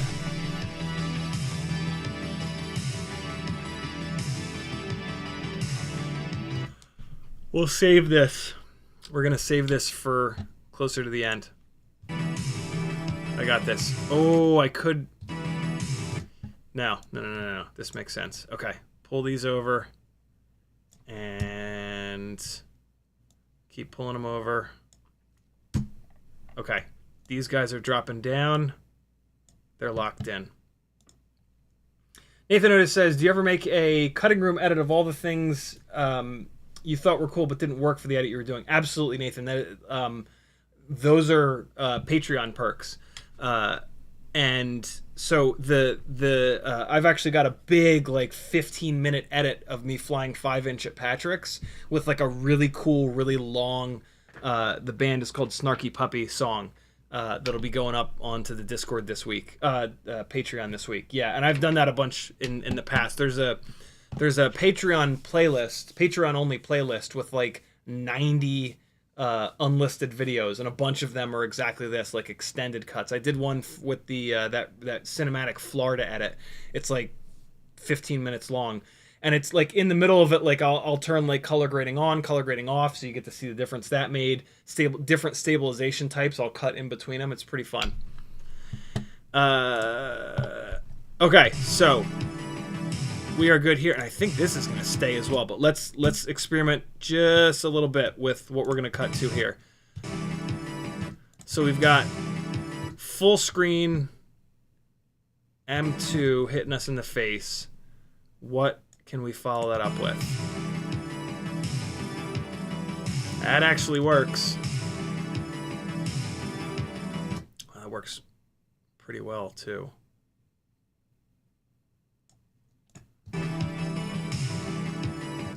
horizon gets, we're like really losing the horizon. The horizon's pretty level, and now all of a sudden it's way off to the side.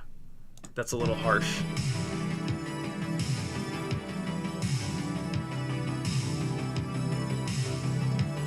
That's pretty fucking cool though, isn't it? Sliding sideways and having those little street lights whiz right in front of you.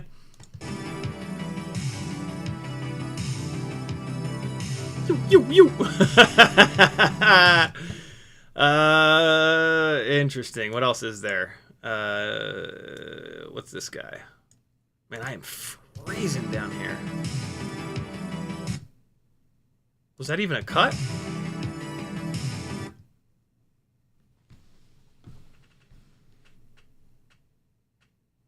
Sometimes you don't have to work that hard, yo.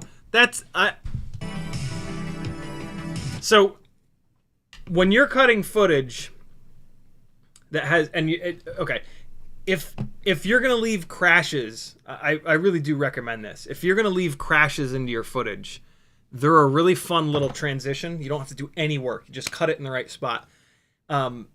If you're gonna do that, you're gonna have a ton of good flying and then a crash at the end of it. What's rare and what you want to really look out for when you're reviewing the footage is a crash that you recover from and get right back into it. And this is the perfect example of that. We're going into a crash here at the end of some good flying. Ready? Well, it appears it is a crash. And now I just happened to cut this other one. No, I didn't. It's just the end of that clip. What an idiot. Never mind. This has happened to me before, though. I have cut a bunch of clips where the crash is at the beginning, and then you put them together, and it just works, and it's just magical. But this is just the end of that clip that I had previously chopped off. Never mind. I was going to say, that is way too clean. I am out of footage. Okay. So I gotta, this is done here, basically. I have run out of options, which is fine. So it's either that, it's gonna be that. Because this is a little too jarring. I think it's not terrible. But I think it has to be this other one. So that would mean it would lay out like this. And okay, so let me improve this. I can make this look a little bit better. Always like when you, all right, so see if you can figure out what's wrong with this. See if you real quick. See if you can figure out why I'm going to change this second clip. Ready?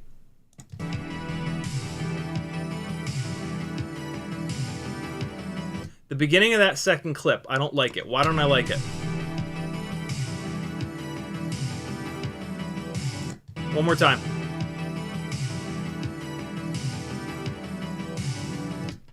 All right.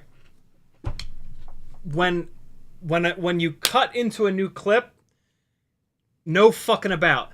There's like a quarter of a second of me up, and then I pitch forward and roll forward and dive back down. Get that shit out. Watch this. Watch how different this is going to be. Ready? Well, here, I already played it for you a couple times. I'm going to make the correction, and then I'm going to undo, and I'll show you what I mean. So there's, over here, there's a little bit of hesitation before we start to drop in, right? So watch. We're going to get that hesitation out. And we're going to cut it a little bit tighter. I think that's about it. So we're going to cut it there. And now watch this. I'll hit undo and I'll play it the other way. Ready? Hold on. Lead into it a little bit more.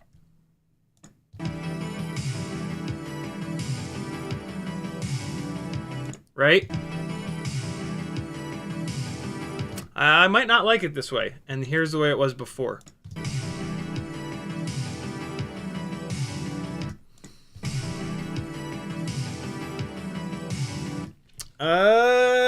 See the difference, right? Redo, redo.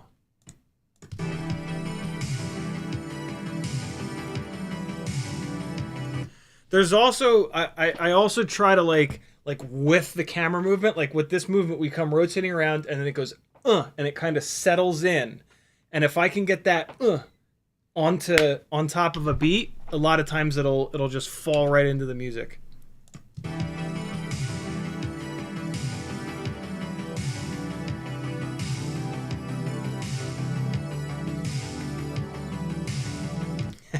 God, that's fucking cool.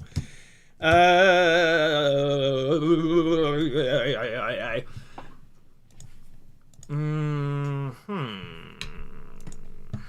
a tough one.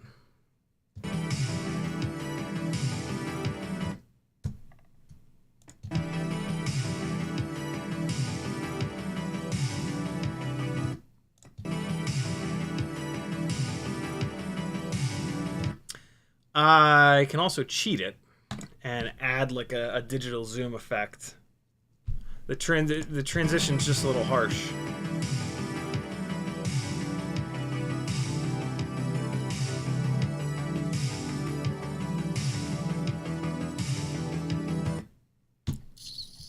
I also have to remember that I'm kind of out of footage here. I gotta make it to the end of the song. Although, I don't think I have an end.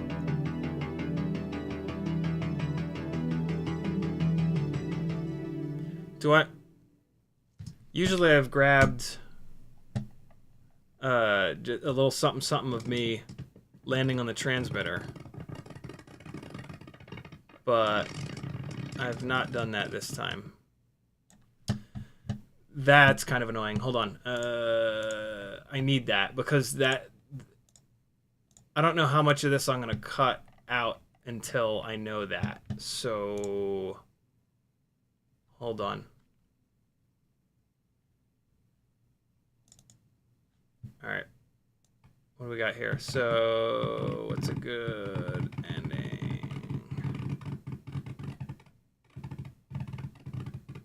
That's a good one. Okay, there's absolutely no need to make anybody listen to that nonsense. Low battery. It just looks weird. He was fucking. Steve was fucking with me. He sat right in front of me to mess with me because he knew I was in the goggles, and it looks like we're docked or something. It's weird. Come on, I gotta have a good. Give me an outro, baby. Oh wait, there it was.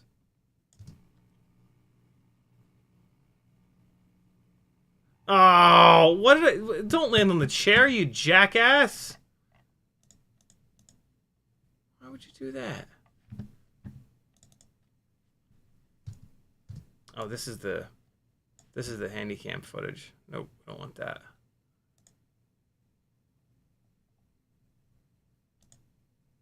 I don't need the media browser. Close this. Where's the... There it is.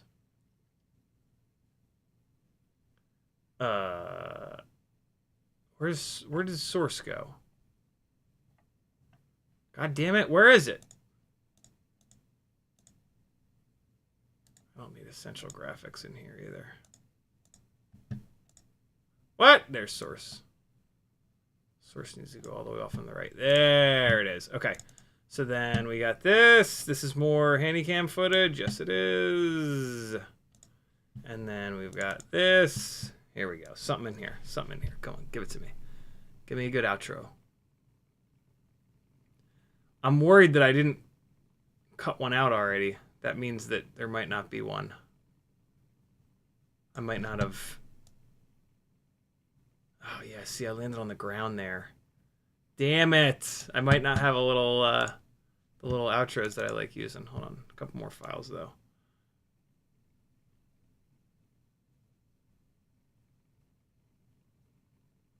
Come on.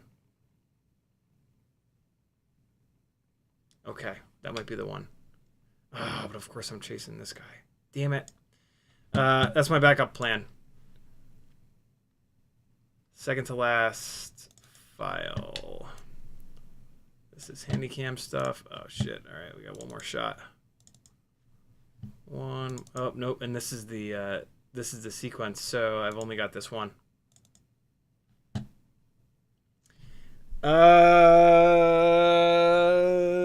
Balls. I'm not gonna use it because it's just this feels a little forced.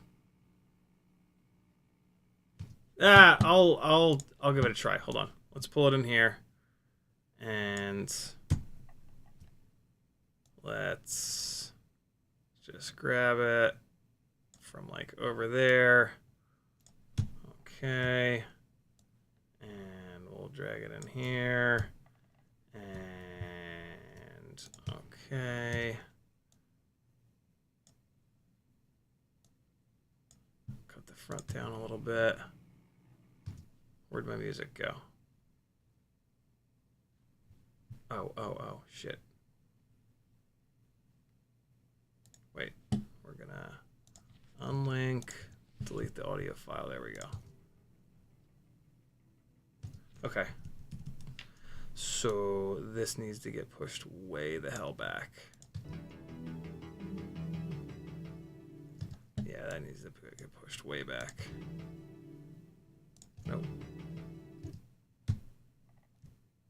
This wasn't like a bonsai landing either. I'm kind of like hesitating a little bit. I don't like it. No. No. All right, so we're going to. Well, this says do you mirror videos sometimes? Not really. No, I try not to. I try to really not do hardly any effects.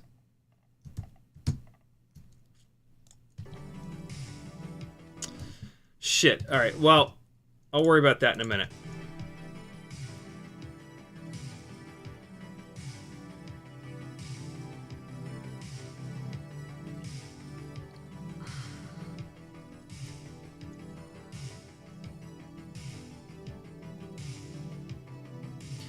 I know what I'll do for an outro. I got this. I don't know what I'm going to use, but I'm going to go down into 50% speed. Oh, and I can do it right there in the song. The song significantly chills out here. Here it is.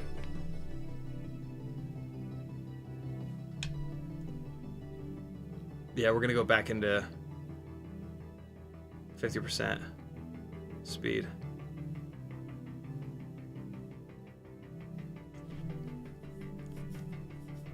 Yeah.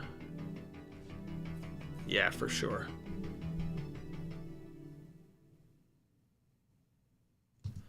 Okay. Wow. I got some work done on that. Hold on.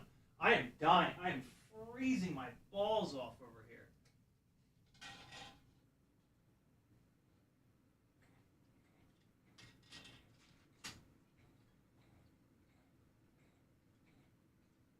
The air conditioning vent is just blowing right on me.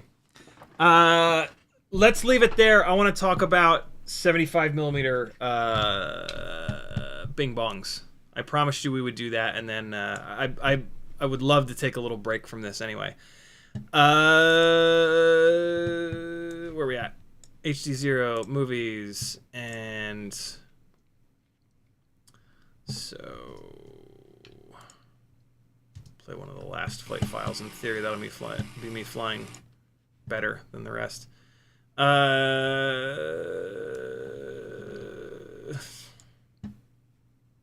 So this is the non-direct soldered rig. So this is the one that's on the 30,000 kV motors. So I need to get plugged into Betaflight too. So let's get that going. Can we fly? Here's me railing around though. All right, so we need to get hooked up to Betaflight, and I need a battery. And okay, we're gonna test. It doesn't matter which one's first. We'll do the one that's on the screen right now. So this is the 30,000 kV rig first. We're gonna test this one with the props on to see what kind of RPM we're getting. Come on, Betaflight, you can do it. Be a champion. Don't be a loser. Don't be a loser, Betaflight. What am I doing? There we go. Oh, I was getting bit by mosquitoes. That's right. Fucking mosquitoes already. Hey. All right, so you got to see a little bit of flying. Close, connect, and okay. So this is a props on test.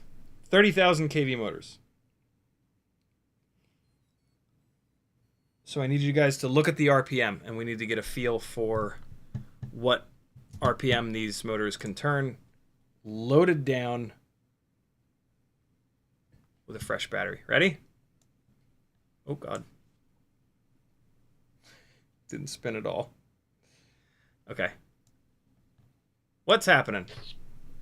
Why we got no love? What's happening, motor 1? That's weird. Now it's fine.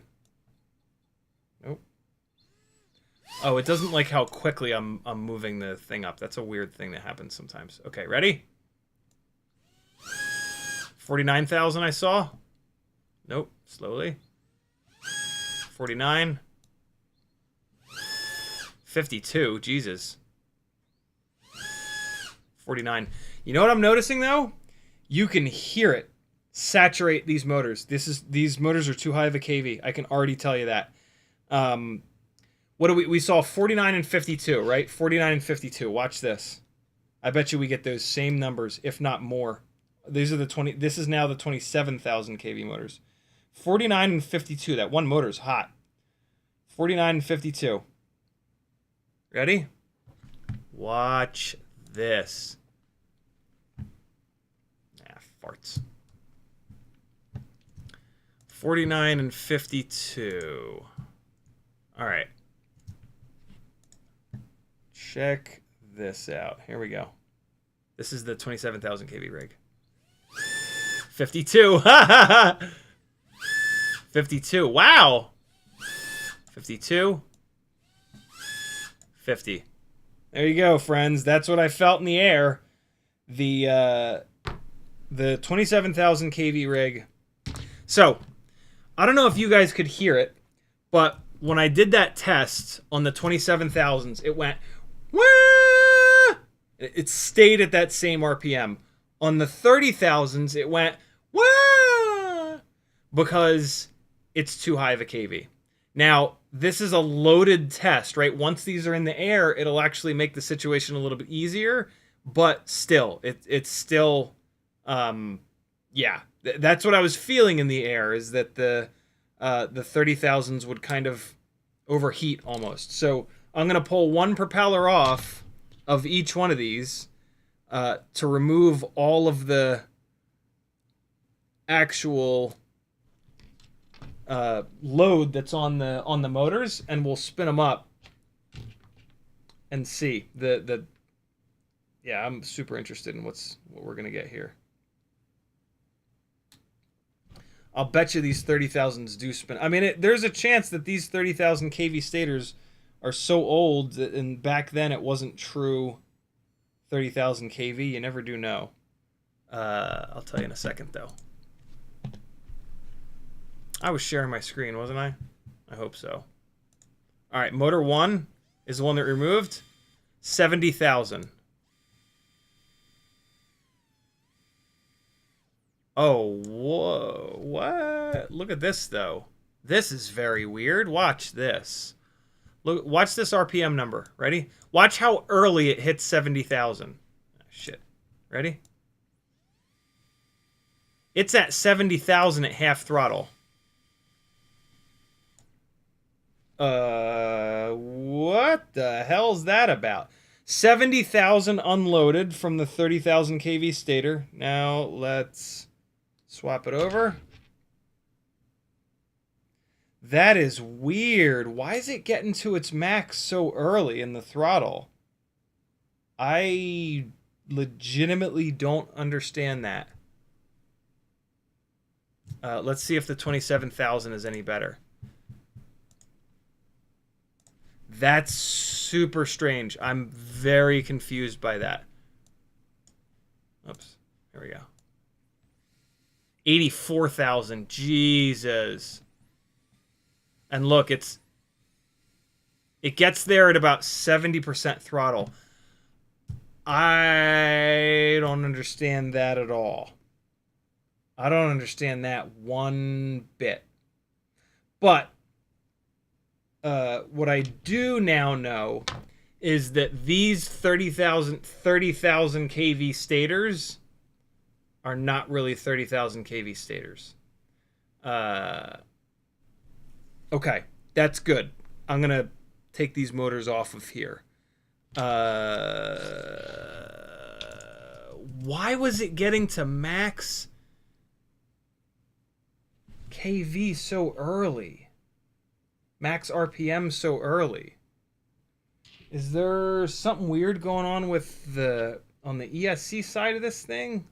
Let's just really quickly put it into ESC configurator and make sure it's at 48K and all the other goodies.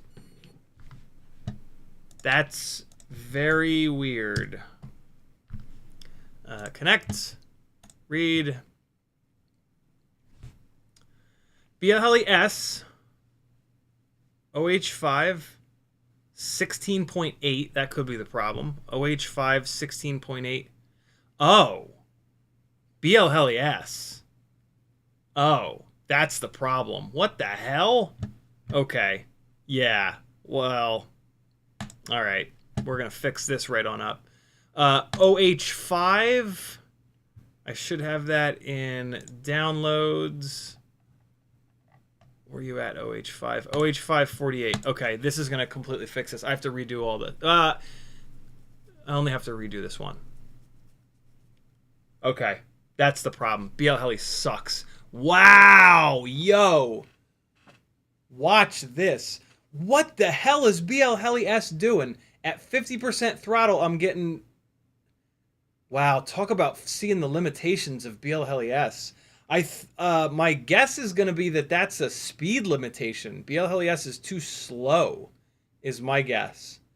And that beyond 50% throttle, it can't send the commands to these little tiny motors to produce a higher RPM. That's real interesting. Shit. I wonder if... Let's see, now I got to do some 96 kilohertz testing. Let me just change a couple of these things real quick. Okay, just to get this in a little bit of a better place. PM dithering. Right. And... Okay, in theory, these motors are still turned in the right direction. Watch this! Come back, beta flight. Yes, there we go. Okay. This should be a lot better. I'll bet you. All right, ready? Unloaded. No, 84,000 again. Oh wait, no, that's correct. What was the other rig? Was it 84,000? Let's try one of the well, yeah, I'm going to redo the test. 80 call it 85,000 unloaded. Let's check them loaded up. Whoa, I can hear the difference. 56. 56. Yikes. 49. Ooh, motor 4 is not loving life. 49 again. 49 again. Whoa. Is it spinning the wrong direction? It's spinning the wrong direction. Hold on. You can't... The propellers are much less efficient in one direction than the other. You can't have that. Wizard, start and spin. Okay, motor 1 is... Do I have this rig set up for props in? I do. I have it set up for props in. Okay, motor 1 is correct then. Motor 2 is incorrect. Motor 3... I set both of these things up for props in, actually. Motor 3 is incorrect. That's why we had weird numbers. Motor 4 is correct. Stop motors. Okay. Alright, this will make a big difference. Not in motor 1, though. 85,000 unloaded. 49. 49. 49, there we go. 85 and 49. And now let's recheck the other rig. Because I don't remember the numbers from it. 85 and 49. Okay. All right. Here we go. Connecting. Motors. I'm not going to zoom. 85. 49. Wild. Okay. So, I do have to fly this outside. Again, I have to fly these both outside again because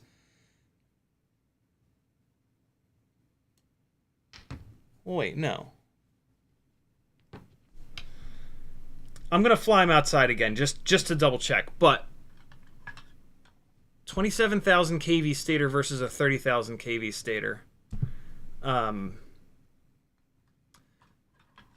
What's weird is that the unloaded number is the same. Let's try 96. Let's flash this to 96. I hate this idea, but I want to see if that 85,000 number will go up.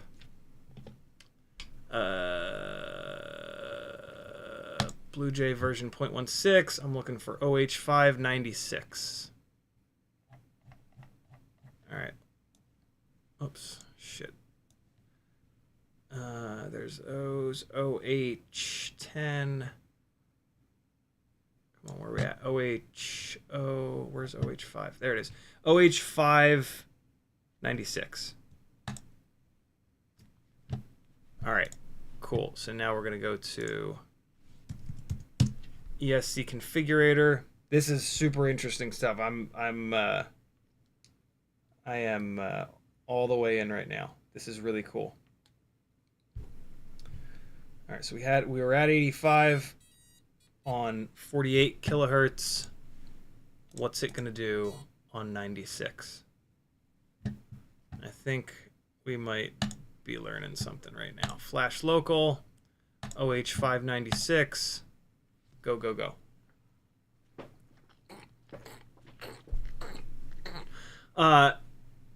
On 48 at 70% throttle, it was maxing out. I bet you it's running out of speed to spin the motors faster.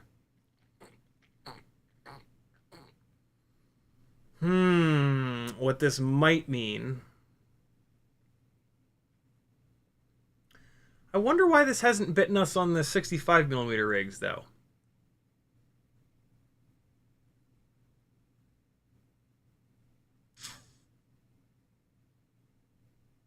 Yeah, I don't know. This is interesting, though. Yeah. Come on. Okay, battery's still plugged in. Here we go. And motors, risks. Oh, come on now. Why are you doing that when I do that? Let's disconnect and reconnect. There we go. Maybe? There we go. Nope, 85 again. Good. 46 again. Good. Screw 96 kilohertz. Connect. And let's bring it back to 48. Come on, you bastard. Oh, no, it's because I'm still connected here. Ah! All right, bring it back to 48. Man, ELRS gets hot.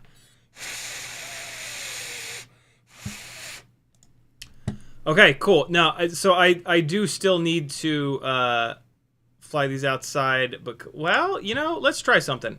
Let's try 19.2, 48. Let's see if there's, just while we're here, let's give the newer version of Blue Jay a chance to do something better.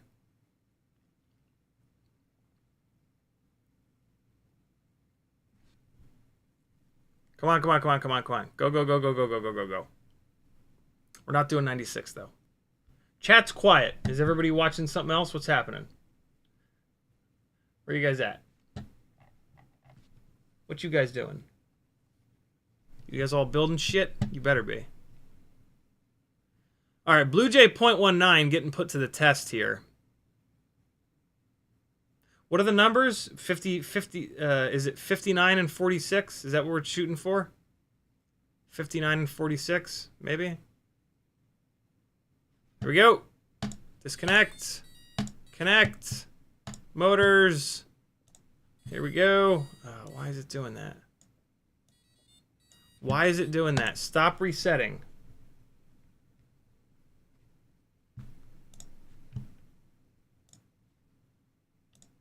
There we go. 84? Is that right? 47? 84? 50? 50? 47? Motor 2 is not in great shape. 47, 85. 47 and 85. Flash it back one more time. Come on, come on, come on, come on. Oh no, I forgot to click read. What are the numbers I just said? I immediately forget. Flash all ESCs, flash local firmware. OH5. 48. 47 and 85. Thank you, Slow Cow. 47 and 85. Here we go. I think... Did this just change to revert? Why are these reversed? I don't want these reversed. I want these to all be normal. I'll fix that after this flashes. Interesting that those other motors cranked up to 50 on Blue Jay 0.19. That kind of makes me want to give 0.19 another shot. But let's see right now. Although the battery is sitting here discharging.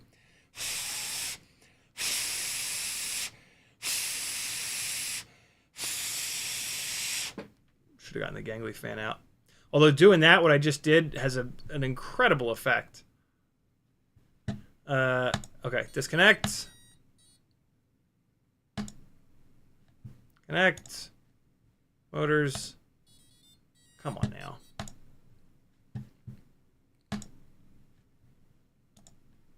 Come on, come on, come on, come on. Here we go. 84, 85. There's 46. There's 49. Okay, yeah, so Blue Jay 0.19 is giving me a tiny little bit extra, but not enough. Okay, and 96 was no fix for any of this. So one more time back to the other rig to check unloaded versus loaded. I might as well put this into ESC configurator super quick just to make sure that it's on Blue Jay, but I'm sure that it is. Connect, read, Blue Jay 0.16, 24 kilohertz. What? What did I do that for? What in the world? Oh, it's ZH30. Oh, right, because this is the X12. Why do I have this on 24K? Hold on. This is perfect. We're going to check it. We're going to check it. We're going to check 24 versus 48. Good. Here we go. Oh, God, it's doing a weird thing again. It's going to do it again. Nope, we're good. 85, 49. 85 and 49 with 24K. Okay.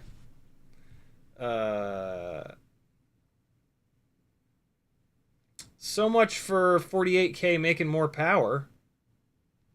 I'm gonna put this onto 48 because I want.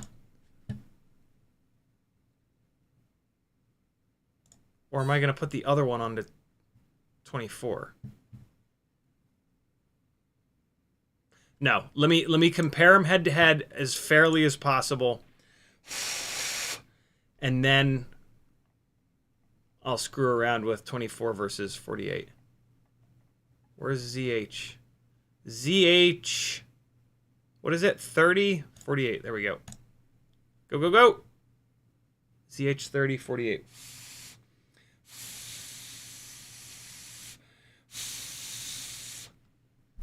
A little more of the flight footage.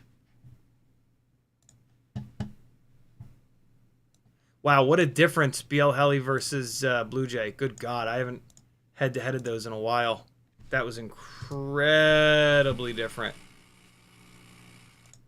So this is now the rig with the good camera. With Blue Jay. This is the rig that flew really good.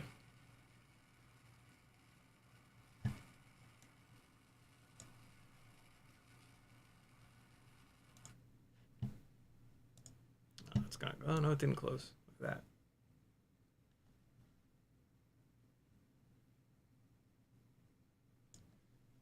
that. Okay. Disconnect.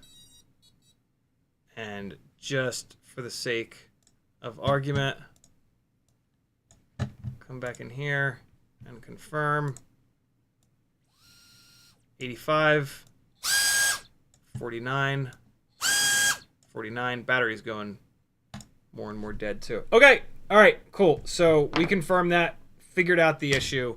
I need to redo the flight testing to see which flies better, but I can almost guarantee you that we've found the limit of 0802s and how high of an RPM they can push with a Gemfan 1610 propeller,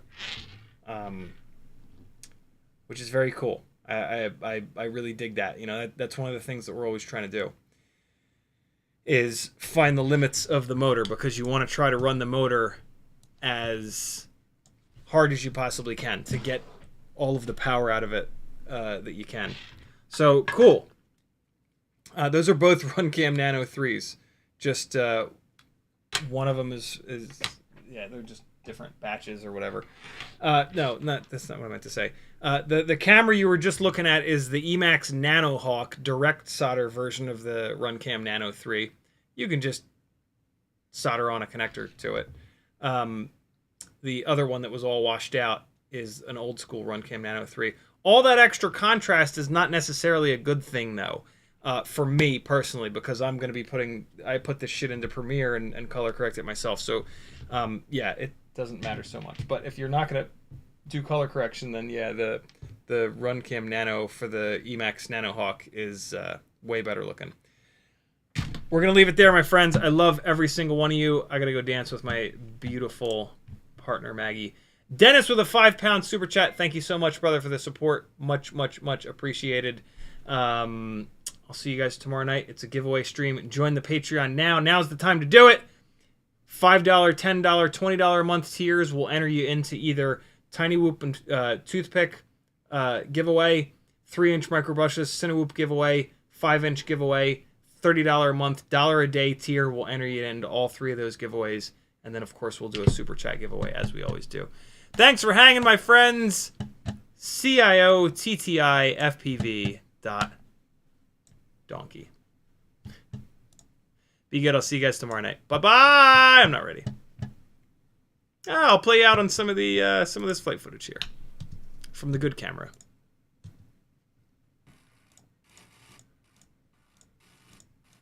From the contrasty camera, I should say. From the rig that flies good.